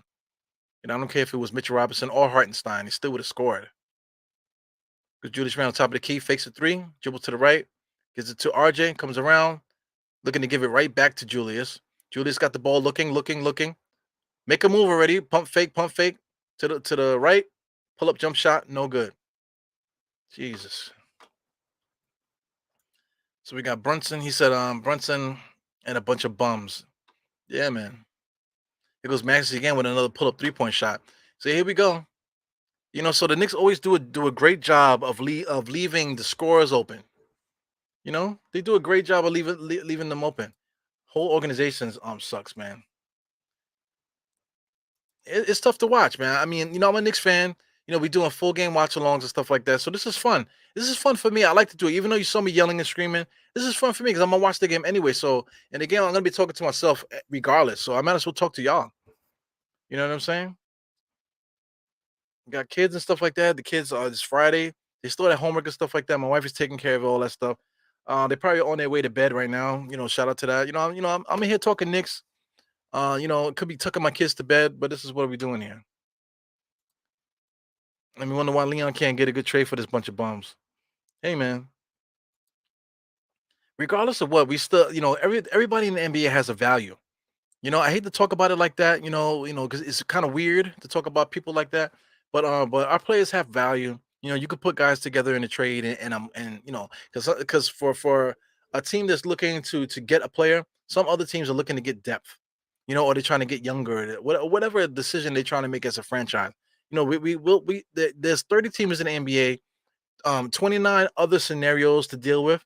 So if there's a trade to be made, we could probably do that. You know. Shout out to a team like Utah. Maybe they're looking to get younger. Maybe they're looking to get one of our players to help them out. And maybe we're trying to get one of their guys that's more of a veteran. Shout out to any of those guys that they got over there, on that roster on Utah. Clarkston. Clarkston would be a good guy to have on the roster to play shooting guard for us. You know, if we so choose, man. There's so many different things that we can do out there. We got Sharice Duncan. Hey, Sharice, what's good? Knicks playing street. Yeah, absolutely. Yeah, absolutely. It looks like they're playing street ball out there. So it's not, when we talk about the NBA, we're talking about the best players in the NBA. We're talking about professional basketball players. So when guys are coming down to our level, to our level, to where, to the basketball that we see every day, that we can see at any time. If they're bringing themselves down to our level, then it's extremely frustrating to watch. The whole thing about the NBA is when you watch the NBA, you're looking at guys that are playing at a different level. Like even back in the days, they were making fun of the Knicks era when scoring 80 something points, scoring 90 was incredible. If you scored 100, that was amazing. If you scored 100, during the 90s era, you know what I'm saying? It was amazing to do that. But at the same time, the Knicks were playing such a high level defense, high level rebounding. You know what I'm saying? High level intimidation, high everything. They were doing everything on a level that you cannot see on a regular basketball court. So that's what's exciting about watching basketball, at the time. In this NBA, this stuff that goes on in this NBA that you're looking like, man, I see this on the regular basketball court. Here goes RJ again. Just all he cares about is the alley oop here. I'm at the 736 mark. Only cares about the alley oop instead of just trying to make a good basketball play. Here go Brunson, nice little crossover to set up a good clean shot. Hartenstein in there fighting for his life on the inside, wasn't able to get the tip in there. Man, that left hand was standing up there like the Statue of Liberty trying to get that rebound. Maxey going one-on-one against Quentin Grimes. He sees barbecue chicken. 66-66. Game is tied on my clock. So this is the reason why I didn't use Yahoo before, because Yahoo doesn't update the score fast enough for me. Yahoo doesn't update the score fast enough for me. So they still didn't update it. So they and they're 30 seconds behind. And look, now the score says 66 to 69 now. So they finally caught up. So I'm literally behind about 30 seconds.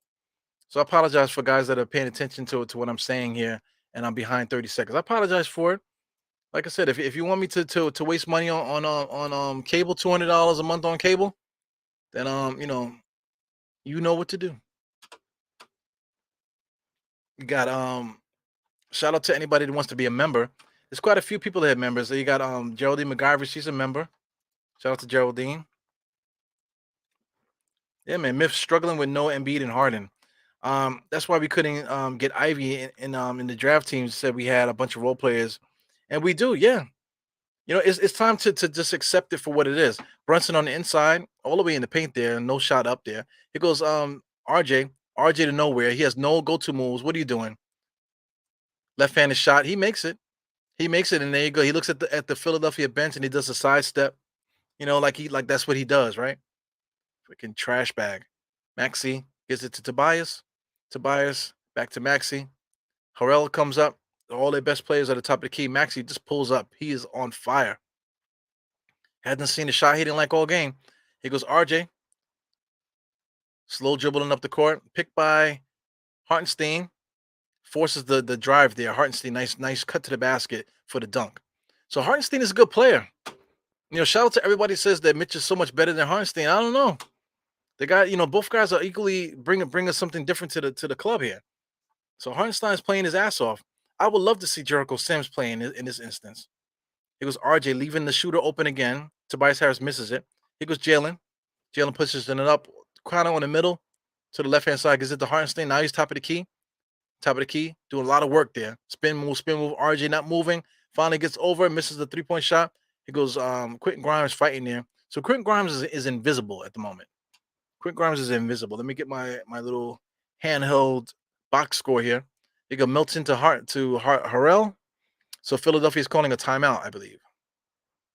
Philadelphia is calling a timeout.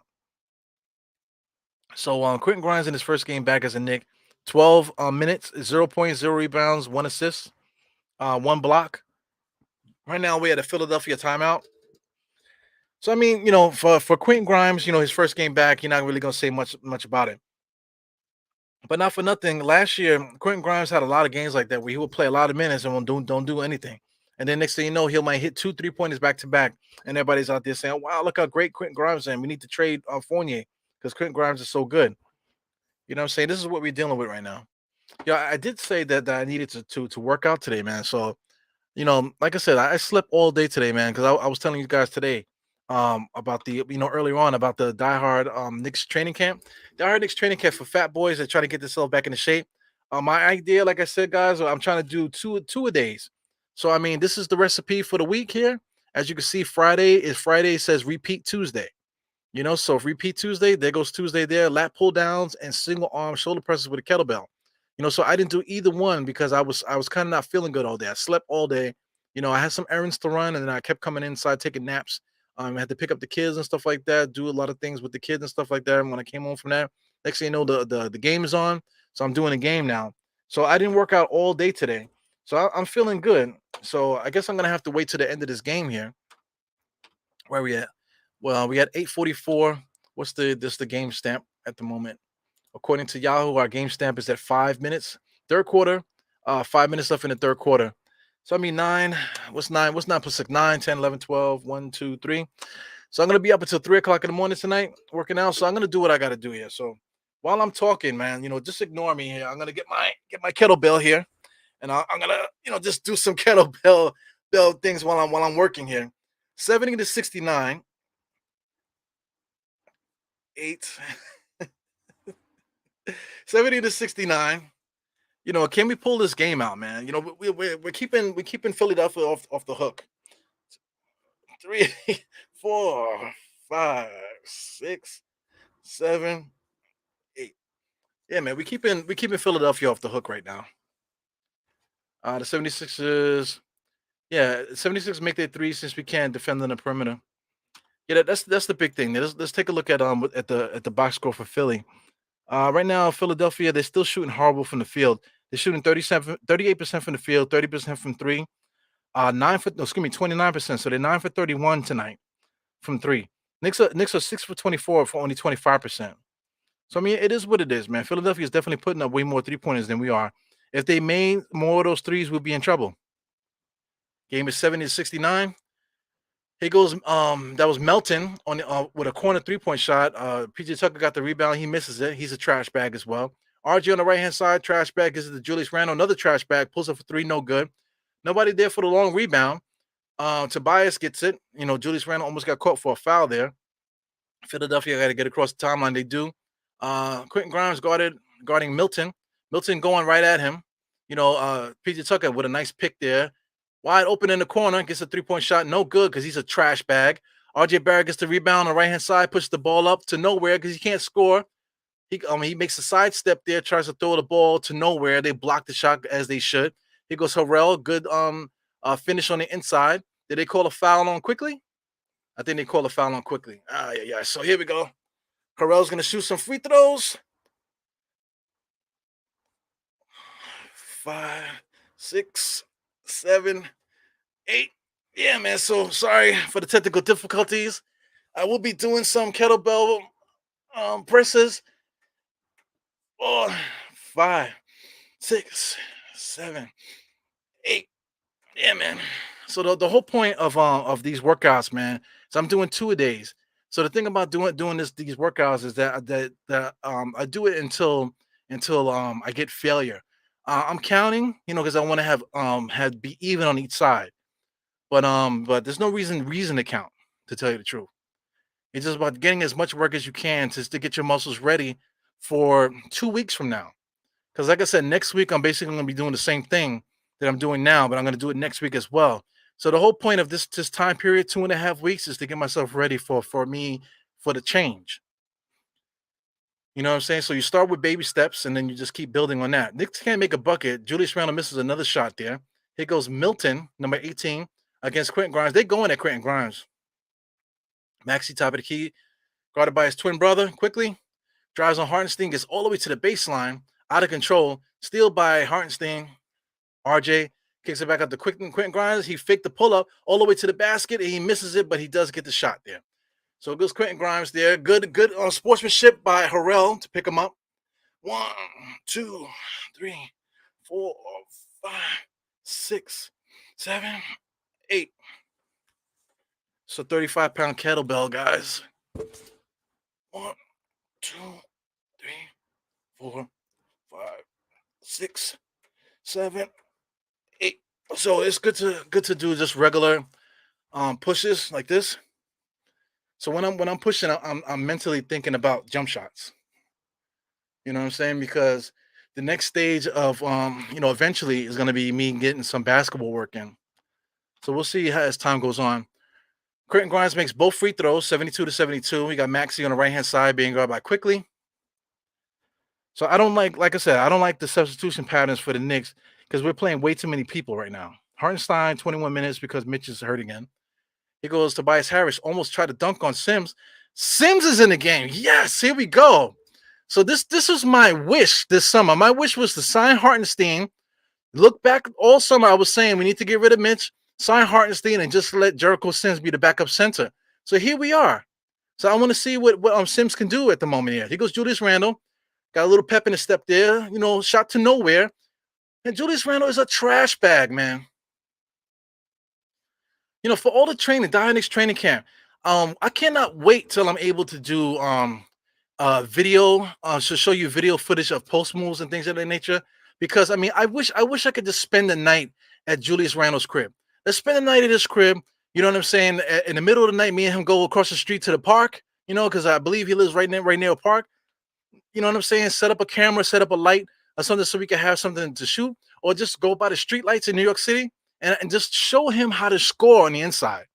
It's so simple. Oh man, Jericho Sims. Jericho Sims looking for the alley-oop. But quickly was throwing a blind pass. So the problem is always the passer. Jericho Sims is watching on the inside. He's paying attention to his man and number 12. Here he goes. Here's his chance. There, nice little help defense, but he was able to get the thing. So RJ's complaining there to the referees, but they about to call a technical on his ass. So what are you guys gonna go on a date? He's literally talking to the referee. 2 minutes and 14 seconds. That's where I am. Top of the key, Obi Toppin. I haven't seen Obi Toppin all game. Obi Toppin on the left-hand side, wide open there. Quickly is dribbling to nowhere. RJ's there. So RJ's setting up the offense. What's going to happen here? Dribble into nowhere. You can't do shit with that. We're just going to step back. Was that a step back three-point shot? RJ is a trash bag. RJ is a trash bag. Come on, man. 2 dribbles and step back. What the hell is that? That's that handling stuff, right? That's that pro trainer handling. That's the move that you teach him. Yeah, Tobias Harris smacking RJ around. Yeah, but you could just let him smack him around because listen, RJ, you're gonna be a bitch. You know what I'm saying? The referee's not gonna bail you out. You gotta play better, brother. You gotta play better. You're not doing your job on your end of the thing. So why should the referee always constantly bail you out? So here goes. I'm looking at the extracurricular activities there between Tobias Harris and RJ. Not really talking, but you can see a lot of kung fu fighting there. Nice little pass there to my man Dang. I believe his name is Dang on Philadelphia for a corner 3-point shot. So that's his first 3-point shot of the game. He missed a couple chippy ones earlier in the game. So he's 1 for 5 from 3. Excuse me, 1 for 4 from 3. So here we go. The Knicks running some offense. IQ from a pick off of Jericho Sims out of position for the rebound. Here goes Tobias. So Philadelphia is about to break this game open, man, because the Knicks are complete. The Knicks are trash. Here goes RJ guarding Tobias. They just smoothly running the offense, professional NBA offense. Maxey, Tobias on a switch now. So easily, there was a switch, right? So Maxey, as a professional basketball player, you want to switch? I'm just gonna go straight to the basket. Here goes RJ to the rim, to nowhere. God, please give me a foul. You know, it was a drive to nowhere. God, please help me, referees. The same referee that I was complaining about, please give me a foul now, because I was just complaining that you suck. Now, please, God, give me a foul. Look at him go into the basket with no shot. It was no chance for anything to go in there. But please, referee, the same referee that I'm complaining about, please bail me out and give me a free throw. So here we go. Let me get some more shots up here. 3, 4, 5, 6, 7, 8. Get the pump. I'm looking for a pump. Don't hold your breath when you do shoulder presses. 2, 3, 4, 5, 6, 7, 8. Don't hold your breath when you do those. You want to keep it compressed, but you don't want to hold your breath. Here goes Milton on the left-hand side, driving on Sims. Makes a layup. So, I mean, Philadelphia is going away with this right now. It's another third quarter of death. Do you remember that from last year? Third quarter of death. 81-74, 42 seconds left in the third quarter. Quickly gives it to Fournier, right surrounded by Philadelphia players. As soon as he gets it, they smack it out of his hands. He loses it. Now there's another fast break layup. So the Knicks are now down. Knicks are down by 9 now. Come on, man. So listen, I don't want a timeout. Don't call a timeout. Just play it out. We need to do 2 for 1. We need to score here. Score here, make a stop, and score again. Obi Toppin hasn't been part of this offense the whole game. Here goes Sims trotting up there for a slow-ass pick. RJ with a drive to nowhere. Kicks it back out to Obi. Obi back out to quickly. That should be good, baby. No, he misses it. Sims are there fighting for the rebound, not able to get it. Here goes Maxey on the right-hand side. He's just going to walk the Knicks down. He's pulling up. 3-point shot. That's good. No, he misses it. Sims out of position. Are they calling a foul? No. Okay, that's just the end of the third quarter. Wow, that was the third quarter of hell for the Knicks. Right now, what's going on right now? Let me see. So that was another 16-point quarter for the Knicks. 16-point quarter, 16-30. That's why the Knicks are down right now. So I mean, listen, the Philadelphia 76ers are not that good. The Knicks on paper have a better squad than them right now. You know, so there's another 12 minutes of basketball to play. Can the Knicks win? Yes. You know what I'm saying? Can the Knicks win? Yes. How did the Knicks win? Right now, it doesn't matter who's on the basketball court right now, because, like I said earlier, I had a nice little rant. Everybody on the Knicks roster is trash, so it does not matter who's in the game. At the moment, Fournier, you want to talk about odd man out? Fournier probably needs to be the odd man out. Him playing off the bench is messing him up. You know what I'm saying? I don't think that's a good idea. You know, so if you're gonna do that, quickly and Rose need to be the guards off the bench at that point, and then now Fournier shouldn't play. If you're gonna choose Quentin Grimes, then Fournier needs to get out of here. I feel bad for him because Fournier wanted to be here. You know, he's 30 years old. So is there a team out there that can use Evan Fournier at the moment? If there's a market for Evan Fournier, let's see if we can get Evan Fournier out of here. Because if this is the guy, if you want Grimes to be out there, you know, and then you have to play Cam, you have to play Derrick Rose, you have to play quickly, then get Fournier out of here. You know what I'm saying? And if you want to be funny, let's get Mitchell Robinson up out of here too. There's quite a few people that need to get out of here. So let's catch up. This is at 8:23. So this was about 30 minutes ago. So this is Byron Allen. He said it's 30 garbage bag.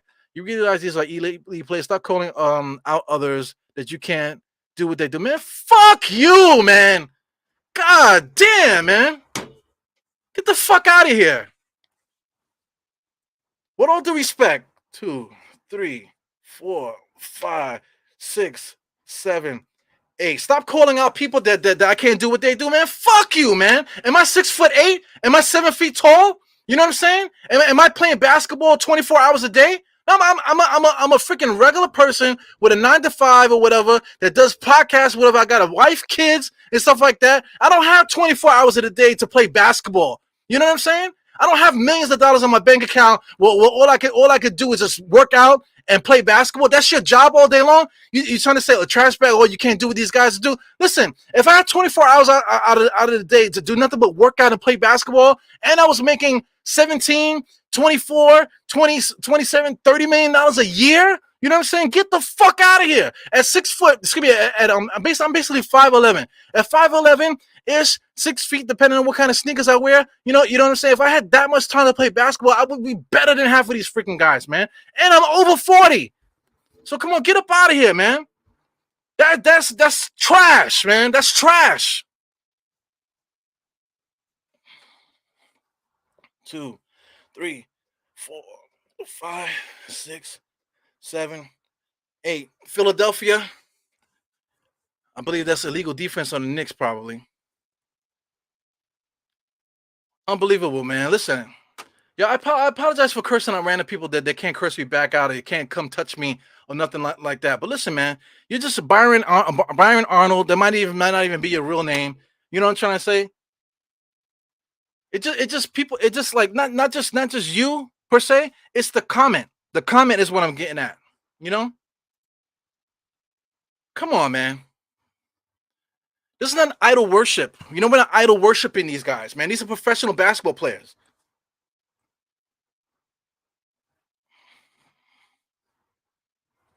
Let's talk about what's happening in the game. Let's not talk about putting you know, like you know, let's not talk about oral fixations.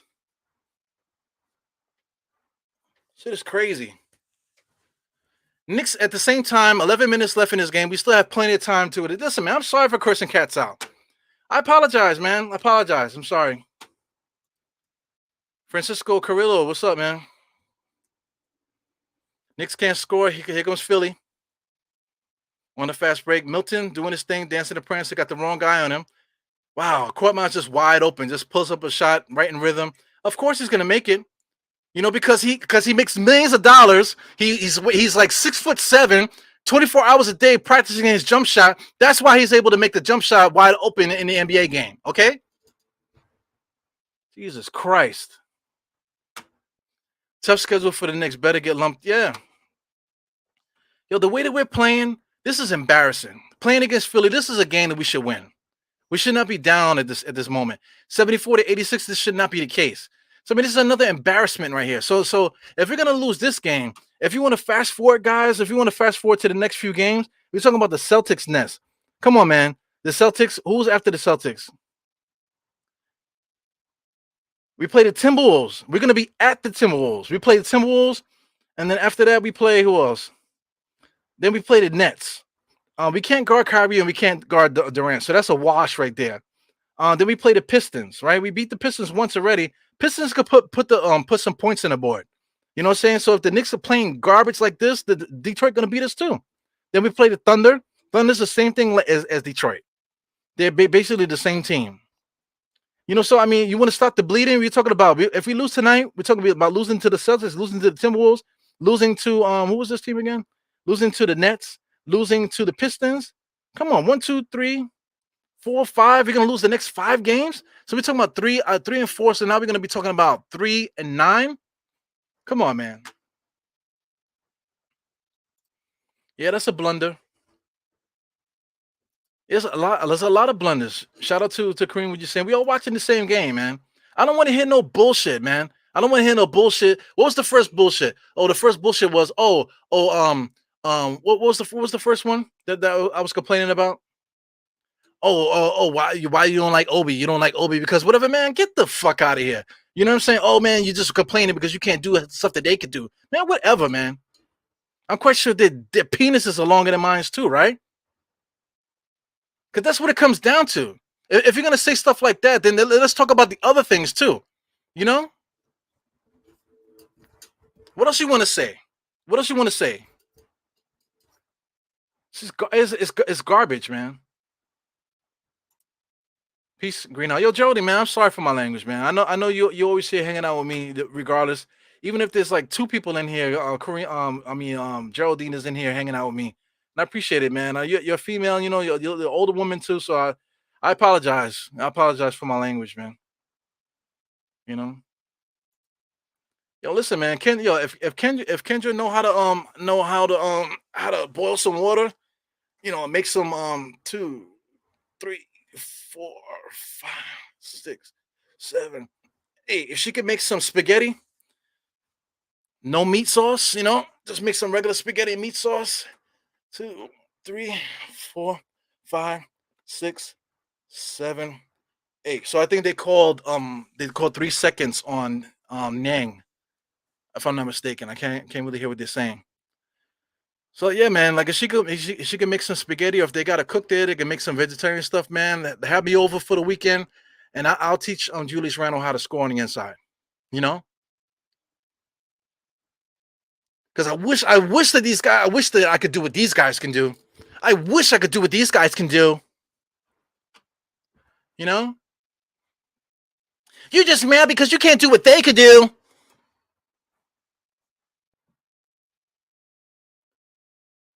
Here goes Nang wide open within rhythm. He misses another shot. Julius Randle got a whole big bag of energy. Gets it to IQ almost pulled up. Gets it to Julius. Julius back over to Jalen Brunson. Jalen Brunson at the foul line, dancing and prancing. Nothing happened. What are they calling here? They call a foul there by Thibault. So I mean, listen, it is kung fu fighting. The guys can't keep complaining about stuff like that, man. It is what it is. Yo, you said Julius Randle is giving guys a lot of hurt there. So Julius Randle just bangs Thibault. Thibault tried to give it to him back. So I mean, the referees always see the second one. 1, 2, 3, 4, 5, 6, 7, 8. There you go. Here goes Fournier. Alley oop to Obi. Very good there.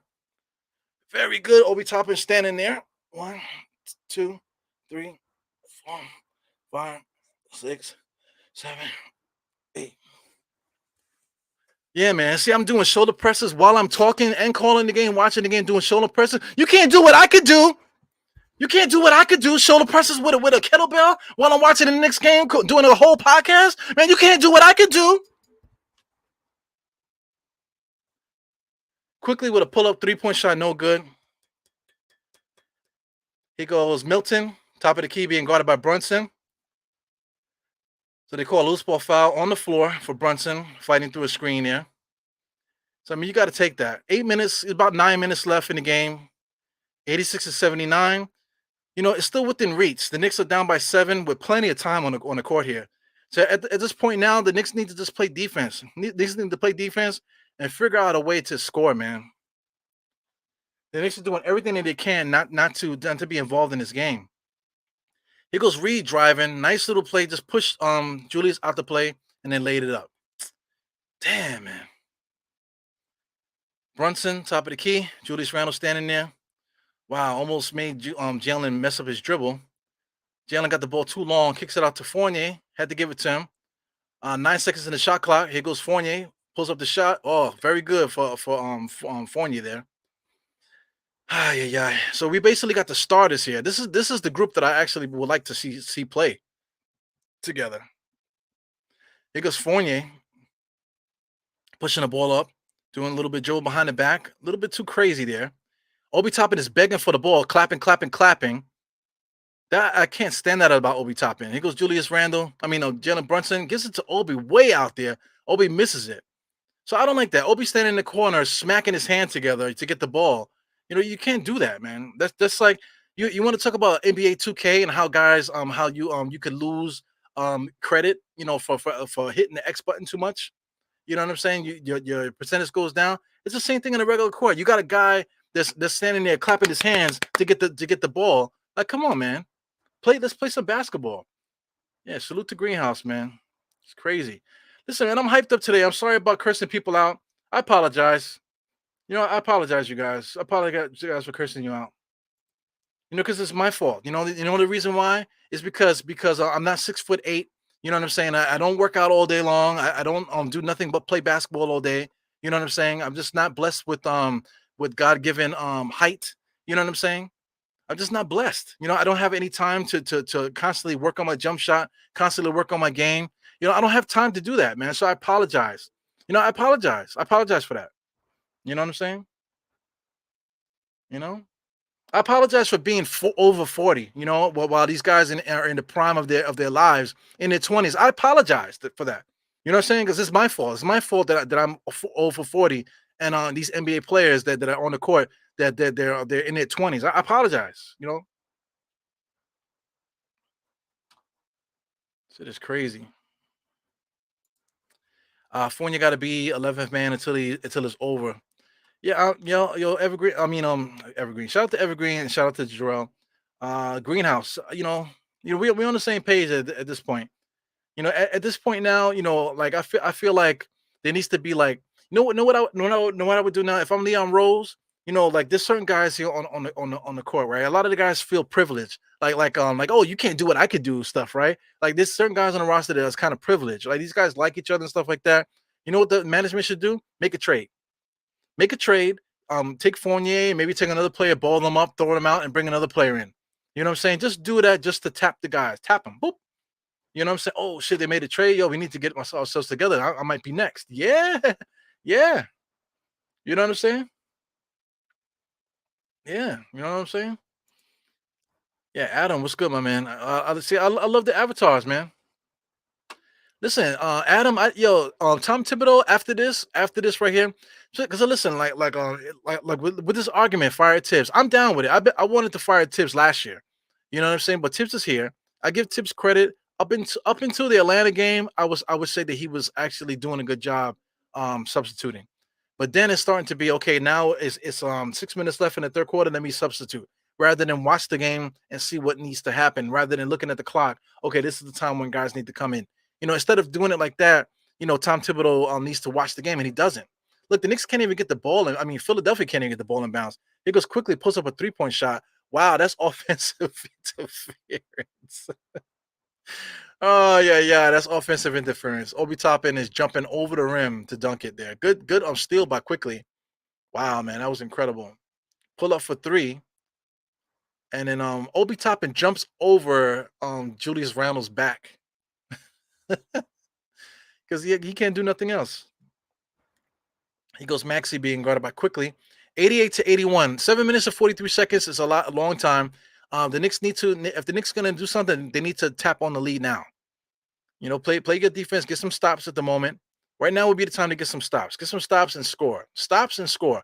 Wow, Milton pulls up right in front of Jalen. No good. He had to get it up there. No rebound. Offensive rebound by Philadelphia. Crossmass got it. He traveled. Absolutely. He traveled. He was sliding around. You can't complain. He was just sliding around. Hey man, so what was I saying about Tom Thibodeau? Should he get fired? Absolutely yes. But one thing about that before that, I think the Knicks need to make a roster move. Make a roster move because we got guys, we got Miles McBride and stuff like that. So if we make a move to get rid of a couple guys, we still got guys on the roster that can get some run. You know what I'm saying? So make a move. I doubt we can move Julius. We'll see. Well, good try by Fournier to create some offense, but easily blocked, man. He went up against three guys. He goes to Tobias, pushes all the way up to the foul line, and looked wide open 3-point shooter, and that's it. So that's the game right there. So now Philadelphia's back up by 10. So instead of the Knicks making a stop and score, they weren't able to score twice, I believe, and then Philadelphia was able to get their score. So now it's still time to do something. We got 6 minutes and 42 seconds left. So we calling a timeout. So it took them forever to get the timeout going there. So it's 15 seconds on the shot clock where Brunson just called a timeout right in front of the Philadelphia basket. So we're gonna go to commercial break. So I gotta get some more of these here.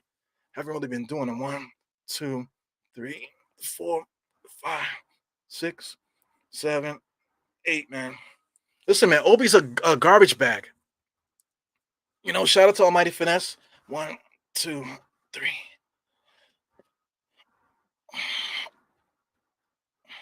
Obi Toppin is a garbage bag. How much those weights? Speaking on the weights, this is a 35-pound kettlebell.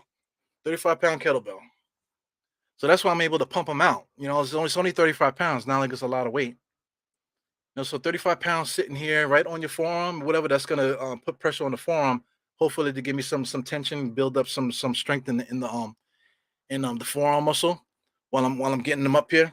The purpose of me just doing straight push-ups like this is I'm thinking basketball, because I can't do what they can do. I'm looking at basketball, like this, for getting the shot up. With the other hand, getting the shot up, getting the layup up. Building up the shoulder muscles there to do basketball activities. Whether I'm going to do layups like this or come up like this or push guys off and things of that nature. Doing the basic, press like that. That's what's going to help with it. Also, too, like I said, with the kettlebell, having the kettlebell sitting on your forearm like that is going to get the forearm strong also. So that'll help out with the jump shot. So that's the mentality, man. So listen, I'm out of shape. Listen, I already said I'm over 40, man. But listen, how much I'm gonna get it back? They go Obi Toppin can't wait to get the in between dunk because it just makes his, you know. Anyway, our team sucks. RJ and Randall are a team that kills. Yeah, listen, those are our best players, and there it goes right there. He goes number 12, pulls up. Julius Randle's doing the best that he can on the inside, trying to get some rebounds there. So they call loose ball foul on Reed. Absolutely. Reed has been fighting with Julius Randle all day. See that's what I love about Julius. Julius, if he had a lower usage rate, and if he would just allow look at RJ open, guarded by three people, kicked it to Obi. What you gonna do, Obi? Nothing. Behind the back, what you gonna do, Obi? Obi sucks. I'm at the 6 minute mark, 5 minutes, 6 minutes and 5 seconds. Good defensive play by the Knicks. Then kick it back out to Cam Reddish. Obi gets another dunk there, and his balls get a little bit lower. It gets a little bit lower because they get filled every time he gets a dunk. Obi the circumference of Obi Toppin's testicles grows just a little bit bigger. You know what I'm saying? Maxi left hand side being guarded by Cam Reddish. Cam Reddish double. Oh man, number 30 Korsmos is wide open. Cam Reddish discarded three players on that play. Here goes Obi Toppin on the inside, able to defend on the inside there. There's no big man on Philadelphia, so we should have did this a long time ago. Jalen Brunson with a nice aggressive move, and the referees bail him out. So I mean, you have to make the aggressive move. Like Jalen Brunson gives you the blueprint. If you want the referees to call the foul, you have to make a nice, strong, aggressive move, and then the referees will reward you. If you make a bullshit, like God, please save me, then they're not going to give you the foul call. Jalen Brunson gets to the line anytime he wants to get it. As a mod for this channel, I approve all the curse outs you say. Listen, man, the way I be cursing people out, man, as a moderator, right? As a moderator, if somebody was doing that in the chat, you would have to stop them. You know what I'm saying? But how could you like stop them if I'm cursing everybody out that pops in here? You know what I'm saying? It is what it is, Friday night bricks. Bricks Nation, what's good, my man? Friday night bricks. I like that. When are they gonna? They must have signed that dude to a lifetime contract. I feel like it's been Friday night Knicks with that same dude. Like it's not even New York music. For like how long has he been doing it? For like the last 10 years or so? Jeez. I feel like I was in my 20s when they first started doing that. Because Julius ran on the inside, being guarding Tucker, and he traveled. Yeah, he traveled. So listen, 5 minutes left. So now we're talking about crunch time. Same thing right now. Like I said, the Knicks need at the time when we was at the 7 minute mark, I was saying the Knicks need to go on a little run, make stops, and then go on another run now. So now, in order to win the game, the Knicks need to go on a run right now. Cam Reddish top of the key. He should have pulled up, drives all the way to the basket, able to finish with the left hand. Yes. So the Knicks score. Philadelphia is going to try to push it down our throats. Knicks got to play defense. Knicks have been playing defense, to tell you the truth, with this group on the floor here. Play defense, hands up. Maxi, good shot there. The referees didn't call it.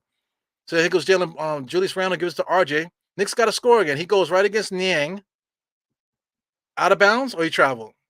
RJ is a trash bag. Not even glad, because I would say glad bag. He's not even glad bag. He's like a freaking, what do you call, dollar store, Dollar Tree bag. So I think I'll keep doing those presses until the end of the game. 1, 2, 3, 4, 5, 6, 7, 8. Just 8. You know what I'm saying? There's no use to do more than that. 1, 2, 3, 4, 5, 6, 7, 8. Strengthening the wrist. Like I said, strengthening the wrist because the kettlebell's sitting on the back of your arm. Strengthening the wrist. That'll help out with this later. So there's a method. That's what I'm calling it the Die Hard Knicks training camp. So like I said, I was sick all day, man. So, I'm going to say I started at 9. So after 9, 6 hours from that, I'll do the next exercise. So, I mean, that's talking about I'm going to be staying up all night. Like I'm not tired, I'm not tired at all. You can see that I got a lot of energy tonight. So, I mean, for the next 6 hours, I'm more than likely going to be up. So it might not be 6, maybe 5. and then I'll squeeze out the lat pull down exercise tonight before I go to sleep. Because tomorrow's Saturday. I don't believe we got anything to do tomorrow. I gotta ask my wife before we go home. So I got an email from somebody.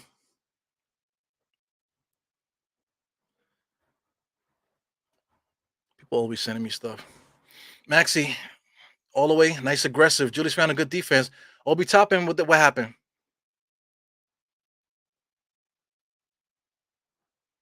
What happened?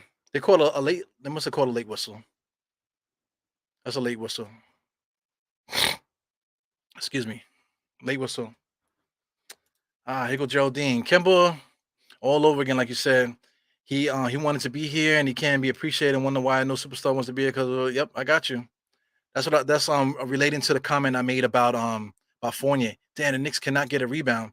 Wow, number 8 just launches it. That was Melton there. Here goes Brunson. So the Knicks are doing good, man. It's taking them forever, man. But the Knicks need to score now. The Knicks need to score. It's getting to the point now where the Knicks just need to go on a run now. Oh wow, Jalen Brunson trying to get some action going on there. Wow, no foul call there. The referees they were calling bullshit fouls before. Now they won't call anything. So there you go, Philadelphia able to get that bucket. So that's the Knicks' fault, man. The Knicks need to score. You know, the Knicks when it's time to score, the Knicks can't score when they need to. Maxey got 29 points according to them on the screen there. Jalen Brunson goes off a pick from Julius. There's nothing there. They're doing a good job stopping the Knicks from penetrating. Obi Toppin hits a 3-point shot, which we need there. So listen, it's back to the drawing board. Right now, the Knicks need to just straight up go on a run. We need to finish the game with a run, and then we'll get it. But I don't know how we're gonna do it as long as Maxey is out there. Maxey and Tobias and some of these guys here. These guys hit timely buckets. We're out of here. But 93 to 90, still plenty of time. 3 minutes left. Knicks just need to make a simple old school stop. Step back 3-point shot from Maxey to nowhere. And what are they calling here? They're calling a foul on the floor. That's PJ Tucker doing a good job fighting for the rebound there. So Philadelphia's getting the ball back. Philadelphia's doing a good job boxing out here in this fourth quarter. See, that's the problem, not having a center there. But at the same time, having these young guys, not young guys, but these faster guys out there is what's keeping us in this game. So I like that. You know, you give credit to Tom Thibodeau for making the adjustments. But the Knicks, even though they out there, they got a faster team, we still can't score. Julius Randle dribbled too much, man. Way too much. Pass over to Cam Reddish. Cam Reddish sidestepped over Tucker. Nice layup, man. So it's 92 to 93. Come on, man. 2 minutes and 40 seconds left in this game. We still can get this, man. We still can get this. Good defense. I like Cam Reddish on Maxey. Cam Reddish on Maxey. Nice wide stance there. Watch the pick. Switch. That's what they want. They want Maxey on RJ because RJ's a trash bag. Maxey's going to look to go one-on-one. He's pulling up. 2-point shot. No good. Knicks cannot get a rebound to save their lives, man. That's what's killing us right now. How many offensive rebounds has Philadelphia had in this fourth quarter? Here goes Tobias Harris there against RJ Barrett, and he makes it. These guys are making tiny baskets when they're supposed to. 95 to 92. 2 minutes left. So here it is. Whoever goes on the last run is going to win this game. Knicks can't score. Here goes Brunson. Nice left-handed layup, man. All the way right in PJ Tucker's face. Yeah. So 95 to 94. It's to the point now. It's like whoever makes the last shot is going to win. So the last run of the game, that's who's going to win. Here goes Tobias Harris, pro player, right in front of RJ. Harrell drives in there, loses it. They call a foul on the Knicks. Damn it. Yo, it looks good, Sha. Not for nothing. It don't look too bad. You know, it don't look too bad because we're playing against a team that doesn't have a center. You got Harrell's there. So if you got Harrell, then you can get away with having Obi Toppin out there because there's no shot blocker and there really is no rebounder. But at the same time, as you can see, the Knicks can't rebound. You know, that's why Mitchell Robinson and Hartenstein is so important because a guy like Obi Toppin is not going to help with the rebounds on the inside. So I'm saying that, but what does Obi Toppin have at the moment as far as rebounds? Obi Toppin has 3 rebounds, man. What's Julius have? Only 9. Barrett has 9. So, I mean, you know, Knicks are doing a lot of work. Brunson has 6 as well. So, I mean, you know, Brunson 19 is 6 and 7, man. He's just kicking ass. You know, RJ also, you know, you can give him credit 21, 9, and 2. But it's the worst 21, 9, and 2 I've ever seen. You know, 8 for 17 from the field. Philadelphia's still shooting free throws here. I think Harrell missed the first one. Okay, shot is up. Reed and Obi are talking about what they're going to do after the game. Harrell's shooting the second shot. He took forever to shoot that, and he misses it. It's freaking garbage. He's a garbage bag too. Here goes Brunson, right hand side, looking for instruction. Gets it to RJ. RJ goes around the screen. He stops his dribble. Gets it to Brunson. This is a bad offensive sequence. Julius Randle there. They're quadruple teaming him. He's got to find the passer. Look at Cam Reddish on the inside. He missed it. Obi Toppin hits the 3-point shot. Yo, Obi Toppin is a small forward. Obi Toppin is a small forward. Cam Reddish playing good defense on Maxey. I got to give it up to him. Here goes Tobias. Wow, Knicks turnover. Wow. Bad pass by Maxey, man. All he had to do was give it to him. He trying to be too cute. Good find there by Julius Randle to Obi, but he should have gave Cam because Cam was open for the layup. But Obi Toppin can hit that three. Obi Toppin has proven that he can hit that three, man. He's a 3-point shooter. Julius Randle picked for Jalen. Jalen, nice stutter step there. Oh my God, right down the lane. Jalen Brunson is nasty, man. What a freeze, man. If you could watch this replay, watch the freeze at the end for this Jalen Brunson layup here. Oh, come on. They didn't show the freeze. Man, that freeze was everything. He stopped and look, froze. Watch. See ya. Now he's going to the basket. Wow. With the left hand. Unbelievable. Man, we are so lucky. So this is what I'm talking about. The only way we were going to win this game is if we went on a run. Right now, two mistakes by Philly. Now we're up by 4 now. A minute left in this game is an eternity, man. Especially with this team, how bad the Knicks have been playing all game. A minute is still a lot of time. So the Knicks got to play some defense here. Knicks got to play smarter. We can't turn the ball over. We got to have solid possessions. You know what I'm saying? We got to have meaningful possessions. Run our offense, have meaningful possessions. We definitely got to get the ball in the bucket because, with a minute left, we're talking about maybe 4 more shots at the basket. 3 to 4 more shots at the basket. So listen, if it's 3, let's say 3 to 4 more shots. Let's talk about 3. If the Knicks got 3 more shots at the basket tonight, it would be nice to make 2 out of 3. You know what I'm saying? If we go blank, we're in trouble. We're gonna lose. But we're gonna have to go 2 out of 3 because Philly has enough guys on this squad that can hit 3-point shots and stuff like that. You're talking about hit 2 3-point shots, they're up by 2 now. You know what I'm saying? They hit 2 3-point shots, up by 2. But if the Knicks can get 2 buckets, it doesn't have to be 3-point shots. Knicks are up. If we can get two layups and maybe get fouled and get 2 buckets, then we should be able to win this game. But the Knicks have to do their job. To win this game here. This game is far from over. Shout out to Mike K, man. Mike K is looking for some Die Hard Knicks merch. DieHardKnicks.com. Check out the Die Hard Knicks YouTube page. There's a store tab. You'll be able to click the store tab and you'll be able to find whatever merch you want to see. I'm still working on some merch, man, to add to the site. So keep taking a look, and take a look at the community tab as well to see if I post anything. So anyway, Maxey just got the inbound pass there, looking to search for offense. Tobias Harris with the screen there. Stay down on the shooters. Cam Reddish, stay with your man. There you go. Stay with your man. Let Tobias Harris do what he's do. Hands up. Good steal there. They call a foul. I'll take it. 2 for 1. Let's see what happens here. The ball online. If Tobias Harris is going to get the shot, good defense by Cam Reddish by not reaching in. He was able to get in there to poke it out. So who did they call foul on?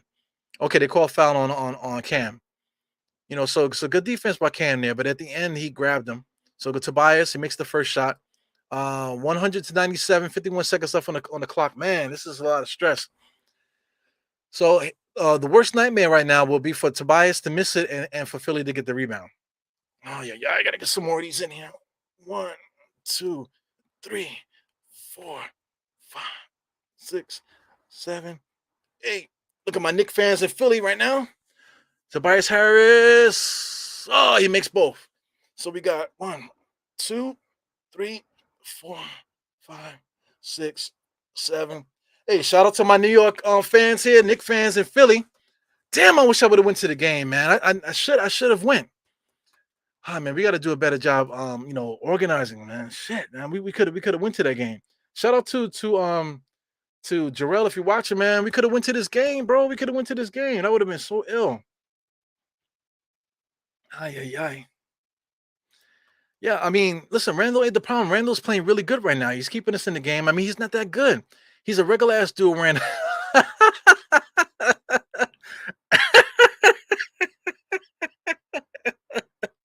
I like, yo, I'm good, yo. Listen, all the cursing and stuff that I do, guys get mad at me and whatever, you know, you getting mad about me cursing and stuff like that. But listen, I love a good joke.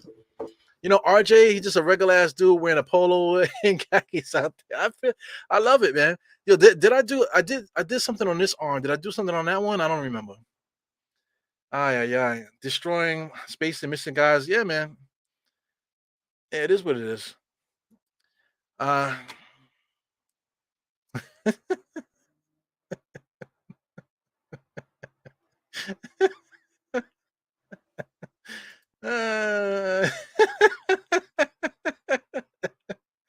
uh, uh Ebro, props to you, bro. You look 29. Is that a compliment?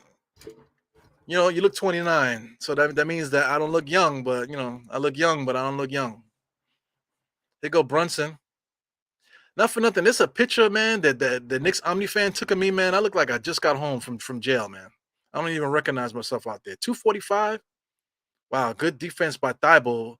You know, that layup that RJ just tried to attempt is a layup to nowhere. Oh man, shout out to Mike K. Dropped $2 up on there. How can I get a Die Hard T-shirt? Listen, Mike K, man, if you're in New York, if you're in New York, like let me know when you're coming to New York, whatever. And then if you're going to a Knicks game or something like that, you know what I'm saying? I'll see if I can get something for you. You know what I'm saying? Because some of you guys here, shout out to Greenhouse, you know, Mike K, you know, some of you guys here, man, are good peoples and stuff like that. You hit me up, you know, and very active in this whole Die Hard Knicks experience. Really active in this whole Knicks experience too. I see you guys, you know, showing love to all the channels and stuff like that. You know, so you guys are so important to the culture, man. You're important to me as well. You know what I'm saying? So like if you're in the New York area, if I can, I'll see if I can make my way up to you and give you a shirt. But if you wanna support, you know, the channel on your own, you just go to the YouTube channel right now. If you're looking at this on YouTube, just look at the top there. There's some tabs there. There's a store tab. There's literally a store tab on a YouTube channel. Go to the top where the store tab is. Click the store tab, and you'll see Die Hard Knicks merch there. I gotta get some more of these in here. I got 32 more seconds left. 1, 2, 3, 7, 8. Starting to get the pull that I'm looking for. The pump. 1, 2, 3, 4, 6, 7, 8. Yeah, man. I remember I used to be able to do those with 50-pound kettlebells like it was nothing. But you can only do what you're capable of doing at the time. You know? Yeah, man. This is where I am with you. But listen, like I said, the last 2 days, it was 2 days without Knicks basketball. You know, but I mean, there's a lot of stuff going on. Like I said, this is like you know, like when somebody popped in and said, "Oh man, you just like you know, you wish you could do what those guys are doing." Listen, I'm a regular guy, man. I'm a regular guy. I don't have a lot of free time all the time. Sometimes I do. You know, sometimes I do have a lot of free time. Sometimes I don't. So I mean, the last 2 days I could have put content out, but I wasn't able to because I just couldn't. I just wasn't free. I wasn't home to do the content. You know what I'm saying? So I missed 2 good days of content. I had something that I wanted to say, but I just couldn't. I didn't have time to do it. Wow, man. So they're just gonna bail Philadelphia out here by he falls on the floor on his own, and they're gonna bail him out. So the Knicks are up by 3. So they're both teams are in the bonus. So we're gonna have PJ Tucker shooting on free throws here. So this is what you don't want. You don't want. Oh man, come on, PJ Tucker. He's a bitch. So you know. So I mean that's got to be 2 shots because both teams are there. 2 shots. PJ Tucker's in there. Shout out to anybody that's paying attention. I cannot see the score here, so I'm at 28.7 seconds left. You know, I think I'm about 30 seconds behind some of you guys, man. So for those that are listening to me, like I said, I'm at the 28-second mark. PJ Tucker just hit the first free throw. Brunson just came back in the game. So it's just crazy, man. Shout out to Kevin Durant. You know, Kevin Durant, you should have signed with the Knicks. Whoever, listen, it's still not too late, man. We need to make a trade, man. So if the Nets want to see if they can tank, get rid of some guys, man. If Kevin Durant, you want to come to the Knicks, come on, stop fooling around. Wow, Thibault oh my God, Thibault with the offensive rebound. Holy shit, that was the game right there.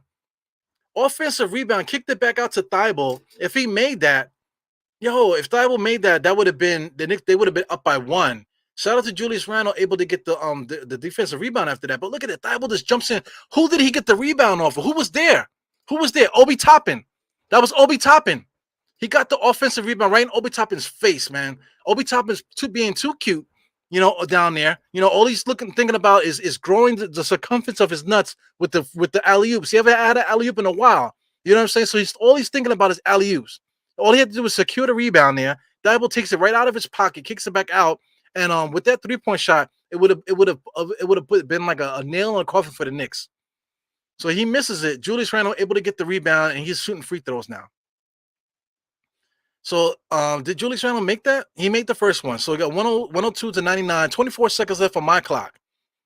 Julius Randle waiting to make the next free throw. Sets it up, pulls up. Very good. PG Tucker inbounds past to Maxey. You got Maxey bringing the ball up the court. Oh, man. Untouched Obi Toppin to nowhere. Obi Toppin is trash. So Obi Toppin still got called for the foul, right? And he puts his hands up, just running the ball out of bounds. So this is what I'm trying to say. Obi Toppin is not a power forward. Obi Toppin is not a power forward. So that's the problem. That's the problem. Between Obi and Cam Reddish, we got two guys that do the same thing. I would like to keep both of them. I'm not saying we need to trade one, but we need to get another big man in there coming off the bench. So here goes Hartenstein. Here goes Hartenstein. Obi needs to get out of there. So, I mean, the last few seconds of the game, we definitely need to get our hands on some rebounds here. The Knicks have not been able to get any rebounds, but this is going to be in trouble, too, because the Knicks haven't been able to close out on guys. So here goes Hartenstein in there fighting with PJ Tucker. PJ Tucker thinks he's playing football, pushes Hartenstein out of bounds because PJ Tucker's a complete garbage bin. He has a really great sneaker collection because he's rich. But other than that, he's a freaking garbage bag. 103 to 101, 19 seconds left. I believe who's shooting? I think that's who called the timeout there? I think Philly called the timeout.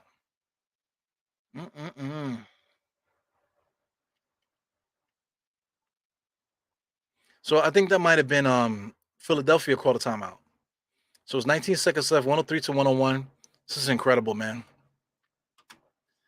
Yeah. See Cartagena, what's good now? Too much hero ball. I get you. Stupid turnover. So many stuff, man. We watching the same game, man. Too many stupid things. Obi Toppin is like an Instagram model. Yeah, man. If Obi Toppin was I'm telling you, Obi, if you want to talk about OnlyFans, I mentioned that earlier today, man. The Knicks need to start an OnlyFans account where Obi Toppin could booty clap or do some in between the leg dunks, butt ass naked, for tips on OnlyFans. And I think that would satisfy most Knicks fans. You know what I'm saying? They wouldn't even care about the Knicks game as long as they have that OnlyFans account to go back to. Yeah, I'm trying to figure it out, Kareem. I don't know what he's doing. Yeah, no Embiid, no Harden, Knicks still being Knicks is absolutely correct, man. So then listen, man, stop fooling around with the Nets and see if we can get a trade to the Knicks, man.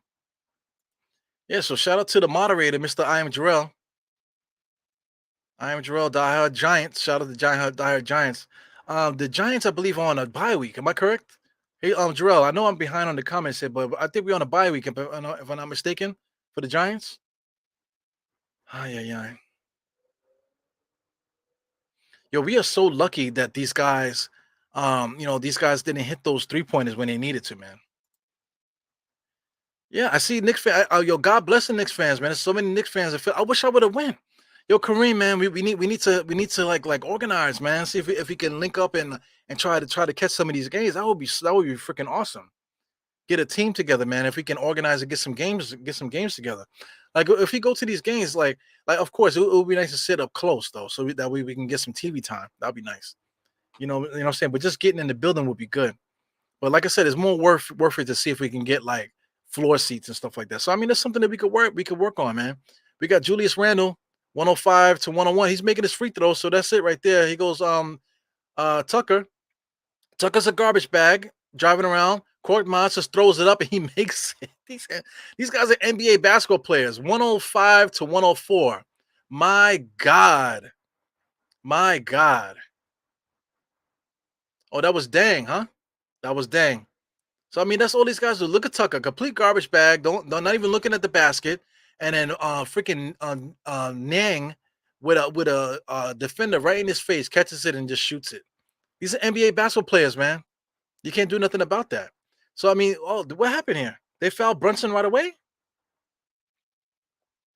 What happened?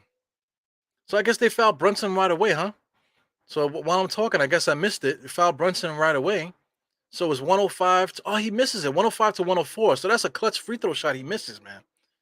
Oh my God, he needed to make both of those. So we're talking about if he made both, you're talking about 107 to 104. That's more of a cushion. Now he's making it a one possession game with a 3-point shot to get the lead. Damn, Jalen Brunson at the free throw line. He makes the second one. Man, Julius Randle just throws PJ Tucker to the ground. Lord help me. Quickly doing a good job defending there. Maxey pushes him right off. They didn't call nothing. He goes right to the basket. Oh my God. Oh, Milton. Oh, that's Knicks ball. Yes, off out of bounds. Simple out of bounds. PJ Tucker can't rebound, can't do nothing. He just leaned back on Julius Randle. Too busy trying to be physical. He can't even catch the ball. So the Knicks got the ball coming in here. So listen, Philadelphia's got to play the foul game now. So outlet. Cam Reddish. So that's game. That's game. Woo, baby. Knicks win. Freaking Knicks did not deserve to win tonight, man. Yes, man. 106 to 104. Damn, stop the bleeding, man. Yo, the Knicks are so lucky they won this game, man. They are so lucky. Look at Othello Harrington doing some coaching. Look at my Knicks fans. Look at my Knicks fans. I'm trying to see who I recognize. Look at my Knicks fans right there, baby. You know what I'm saying? Right sitting courtside there, paid their, instead of paying their rent this month, look what they did. Look at the girls there, man. Give the guys girls a pound, man. What's the matter with y'all? Look at Obi Toppin. Oh, Obi Toppin, yeah, man. But the circumference of my nuts grew about 2 to 5 inches tonight. I'm so happy about how I played. Shout out to my OnlyFans account on the Knicks. You know, it's a free account, but if you want to see content, you gotta tip. You know what I'm saying? Unbelievable. Yeah, man. So sorry for all the nonsense, man. Unbelievable. Yes, so we're in the bye week for the Giants. Giants are in the bye week, so we could take the night off. Hey, man, if you got anything planned this week for the show, let me know, Jarrell. Man, cardiac Knicks, man. Absolutely. Did you coin that phrase, Sha? Did you coin cardiac Knicks, man? We almost lost this game. Unbelievable. Shout out to Mike, man. Hey, Mike, man, save the money for the t-shirt. T-shirts ain't cheap. You know what I'm saying? I appreciate the love in the super chats, man. But listen, man, you want to get a t-shirt, save your bread for the t-shirt, man. If you're gonna pay for the t-shirt. Oh yeah. Shout out to Happy Martin here. Elbow cough. I like that. Greenhouse, man, save the money for the t-shirt. Greenhouse, Jesus Christ, keep the candle lit for the Knicks, man. Oh my God, what a game here, man. So listen, the Knicks are complete trash. Okay, Knicks are complete trash. Everybody that pops in there that wants to troll the channel and listen like that, I don't like nobody on this roster. But at the same time, I love the Knicks. I got a plan for these guys that I think that how they can win. But listen, let's just say it out real quick. RJ Barrett had 22, 9, and 2, 8 for 16. On paper, it looks like he had a great game, but he did not. 17 points, 10 rebounds, 5 assists for Julius Randle. The narrative out there today will be like, oh, get Julius Randle off the team. If not for nothing, if Julius Randle wasn't out there today, we don't win this game. So, I mean, 17 and 10, 6 for 13 from the field. You can look at Julius' stats and RJ Barrett's stats and think they had a good game. They did not. They did not have a good game today. But listen, they did enough to beat this garbage-ass Philadelphia team without Harden and Embiid tonight. Jalen Brunson had a stellar game, 23.6 rebounds, 7 assists. A lot of times he was able to get shots, especially to get to the free throw line when there was times when we just was in disarray. So he did it. Jalen Brunson always does his job. He had one bad game this whole year so far. Up until then, he started to do his thing there. So, Grimes, shout out to Grimes, first game back. Mitchell Robinson, complete garbage dumpster tonight. You know what I'm saying? 12 minutes. Only 2 rebounds. He ended up getting hurt because RJ Barrett keeps throwing alley-oops to him instead of just putting up the shot and let Mitchell Robinson get the offensive rebound. It's ridiculous. Quickly played some good minutes tonight. 4.6 rebounds, 2 assists. Good defense today. He was making Maxey work and whatever. So he played decent for a guy coming off the bench. Nothing you can ask for more than that. Shout out to Toppin. Toppin had 17 points tonight. But did Obi Toppin play good? if anything, Obi Toppin was able to score tonight. Him shooting those 3 for 6. He had a couple timely 3-point shots when we needed it. So that was definitely needed. But does that mean that we need to trade Obi Toppin? Obi Toppin missed a couple. He did not help us tonight. Getting those defensive boards. Philadelphia was able to get so many offensive boards in this fourth quarter that we almost lost the game, even though Obi Toppin had 17 points off the bench. But at the same time, I will say, like I was telling some guys on online here. I'm not sure if my man Kareem Grant was involved in the chat on Twitter, but I was saying that I kind of wanted to see Julius, Obi, Mitchell Robinson, Jalen Brunson, and freaking quickly start. Those are the guys I would like to see start, man. But that's a diss to RJ to motivate him to hopefully get better. But starting Obi Toppin at the small forward, I think that's something that we might need to look into. Because I mean, Quentin Grimes is not ready yet. Shout out to Fournier. I know Fournier's feelings are hurt that he got benched for Quentin Grimes. But listen, man, maybe slide RJ to the 2 again. Maybe that would get his juices flowing again. Put Obi Toppin at the 3 because Obi Toppin's our best 3-point shooter at this point. So maybe we need to do that. Maybe we need to make a drastic change like that and take advantage of some of the things that we do. Because having Obi Toppin staying in the corner as a spot up 3-point shooter, I think that might be more conducive to what he does for us. You know what I'm saying? He's actually making those 3-point shots now. So maybe we need to do that. If you could talk about that. Cam Reddish plays solid. He's still not doing so much, but those timely drives to the basket at the key moments are what we need, man. He can shoot threes, he can get to the free throw line, he makes his free throws. So, Fournier had a dumpster fire too. He did not have a good game. Shout out to him. Like I said, he probably felt bad getting benched. And Rose is completely non-existent. Sins was non-existent. But like I said, you can see the blueprint on the squad here. So listen, I want to repeat it again. Maybe we need to start Julius. Maybe we need to start Obi together with Mitchell Robinson. Mitchell Robinson is probably gonna be out the next game, but with a center, with Jalen Brunson, and also maybe RJ at the 2, just to change things up a little bit. Shout out to I am Jarrell, man. Yo, Jarrell, I made another chat. The same thing like Steph did. I made another chat that's open that I'll put the link in there for you to pop in here as whenever you want to, whenever you're free. And same thing with Evergreen. He's also in the same chat, man. So I'll put another message in there so you guys can see it. But if you guys want to pop in, you guys are free to pop in here. Also, Shot Powers too, man. You guys, I know you do your own thing with Divine on that channel, but you're welcome here because you're always here. You guys do content on other channels, but you're welcome to hang out with me too during the game as well because you guys are more used to doing this, man. So, well, yeah, thanks again for I am Jarrell. Give me $4.99. Save it for the t-shirt. You know what I'm saying?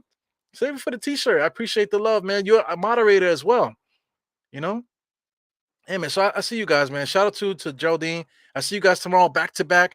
Big time win for the Knicks, man. These cardiac Knicks, just like Shah says, and we will be back here doing it again, man. Definitely for tomorrow. Eru, gotta check out my fantasy team. Hey, listen, Geraldine, you did something that you weren't supposed to do on my squad, and I was telling you to watch it, but you gave up. I think it was Dort. You gave up Dort, and then I ended up getting Dort because I had number 2 priority on waivers. So listen, if you're interested, I'm thinking about doing a fantasy show. So I mean, what day is today? Today is Friday going into Saturday. So I'm thinking about doing a fantasy show on Sunday night. So we'll see. We'll see how that goes. The Knicks do play tomorrow 7:30. Well, I'm thinking about doing a fantasy show on Sunday nights. I don't know if anybody's down with that. Please give me some feedback. You know what I'm saying? Before you get out of here, give me some feedback on what you would like to see me do because most of my content now starting next week is going to be in the evening because guess what, guys? I'm back to work. My foot is still a little sore, but I'm good enough to go back to work. So more than likely, I'm going to start back to work on possibly a Monday. So I'm back at it, guys, man. So starting next week, I'll be doing more content in the evening. So I'm going to be looking to lock up a lot of evening spots. I'm going to be hitting up people, and so we can start this diehard late night hours stuff here, man. So anyway, enjoy your evening. Please check out your favorite post game show. Shout out to Knicks Fan TV, they got their show. Shout out to Nothing But Knicks, they got their show. Shout out to Guard Up Knicks, they have their show as well. There's quite a few people that do shows in the evening. I think For the Love of the Game does a show as well. So there's quite a few people that do shows tonight. That do post game shows. So please go check out and see what guys are talking about. Support everybody. Support this channel. And I see you guys next time, man. Yeah, so I'm really thinking about that Sunday. Yeah, Sunday night. I'm thinking Sunday night. I'm gonna start doing NBA fantasy thing. Well, I'll be talking about mostly my channel, and then maybe throw some nothing but Knicks stuff in it too for those that follow me from nothing but Knicks. But mostly my channel. I'll be giving updates for Yahoo Fantasy on my thing, and I also talk about the rest of the NBA as well on Sunday. So I'll be looking for people to help me out with that as well. So anyway, I'll see you guys next time. Eru out, 4 fingers to the forehead, tucking the thumb. And I'll see you guys next time, man. Enjoy your night. Peace. Jarrell. I can never find it, man. You don't find that suspicious? All right, I got it. All right, guys. Peace. See you guys later.